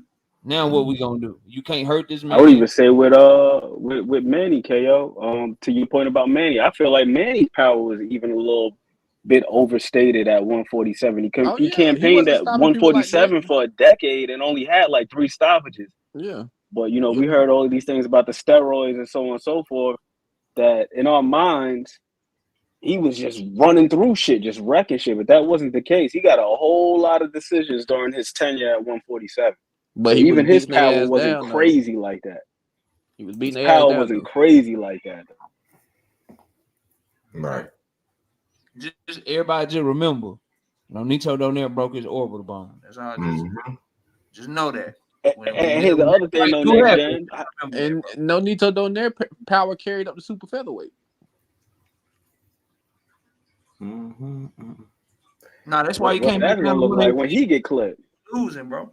But that's the thing. But the power was the only reason he could fight those weights. Okay. And the monster took that power well. And he learned to fight on the back foot from that fight. But what happens when he get hit at 135 though? That's the question. When he gets hit, we talking about his power, but what happens when he feels that power? No, he got big. That's what I'm curious to see because we seen Tank stop somebody at 140 before. So we know what his power is like. Somebody that Keith Thurman couldn't stop. He stopped the weight drink 140. Don't get twisted. Oh shit! Wait, it was it not? I don't think so because he not the way he was talking before that fight. He said Barrios came out and said he put a rehydration clause on him. Yeah, I don't think that made him weight drain because I still heard how he was talking leading up to the fight. He was very confident, talking about he ain't fighting no small. There's something I forget what he was saying. He fighting a real, 140 pounder with power and this and that. He was talking his talk, so I ain't giving him. Ryan was saying the same thing before his fight. His big ass should have won. Tank figured that ass out, started putting him down. Pause to that, man. To that point, bro. This is why I rock with Tank, but this is why you got to get the rehydration clauses, bro. Jacob Floyd and fucking Oscar and Canelo, just 'cause these dudes did it before you, bro. That shit, that's not a good look. 'Cause even though, bro, everybody with an objective eye, bro, Ryan Garcia nowhere near as skilled as Tank Davis, and it wasn't no hydration, none of that shit that got his ass whooped. But because you did that shit. What's Ryan now? Oh, I was 50% of myself. Let's run it back. Like, and his fans and Tank haters, they gonna hop on that shit because you give a motherfucker out when you do shit like that, bro. But if you so much better, you think this dude is light work here Instagram, why put the rehydration clause? Why even leave anything, to be debated? Right. Because that's but it's not one way though. Salute to Remo. Okay, bro. That's how they do in boxing. Motherfuckers shouldn't have no choice about that shit. You make weights, you get it cracking. These A sides, they can determine the size of the ring and shit. Like Tim Zoo got motherfuckers coming to Australia to fight in a 4x4 and shit. Like it's just I'm dead ass. It's like I'm joking about. Deli had Tony Harris to fight that man in the phone booth. In the four square, that's the 4 square patch. Oh man, that shit is wild, man. Get that shit the fuck out of here, bro. Motherfucker can tell you how much to weigh, how much water to drink, what the size of the ring, what gloves to wear and shit. Like, yeah. Hopefully, I'm not mad at the rehydration clause, though. To be honest with you, I'm not mad at that. I've never really been mad at it. Personally, the way I look at it is that it keeps things even. And if you're really that concerned about the weight, how about you keep keep up with yourself in between fights. So you don't got to worry about going through fat camp and this, that, and the third. So you don't got to shrink down to 135 or 140 and then be a damn near a fucking junior middleweight the night of the fight. Like, that's crazy to me. Right. Yeah, that's a good school of thought, bro. I mean, and you right about that. I ain't mad at that, but it's also just the competitive nature and just how sports, in my opinion, and this is my brain, obviously, how they should work. That's some shit that shouldn't even be anything. Once you make weight, you get it popping. And on the flip side of that, bro, if you feel like a motherfucker too big, that you got to put a rehydration clause on, then shit, don't fight him. If he's too big, don't fight him then, bro. You know what I mean? So it go both ways. I just think smaller fighters are doing it to try to get an advantage. And I don't like this shit and then bigger fighters do it too to try to get a catch weight against a smaller fighter. Like all these motherfuckers are trying to manipulate shit. We got like 20,000 weight classes. If you ain't gonna fight at one of those motherfuckers, then just don't fight, bro. Nah, real. Facts. We could definitely do away with some of the juniors and supers. Get rid of some of those and just make it either you have 135, you have 147, you have 160. You know what I mean? Just rock out like that. But right. I like the weight classes. I mean, it kind of give dudes the time to like acclimate and build up a better resume and stuff. But I definitely see what y'all saying. Except there are a lot of weight classes. Right.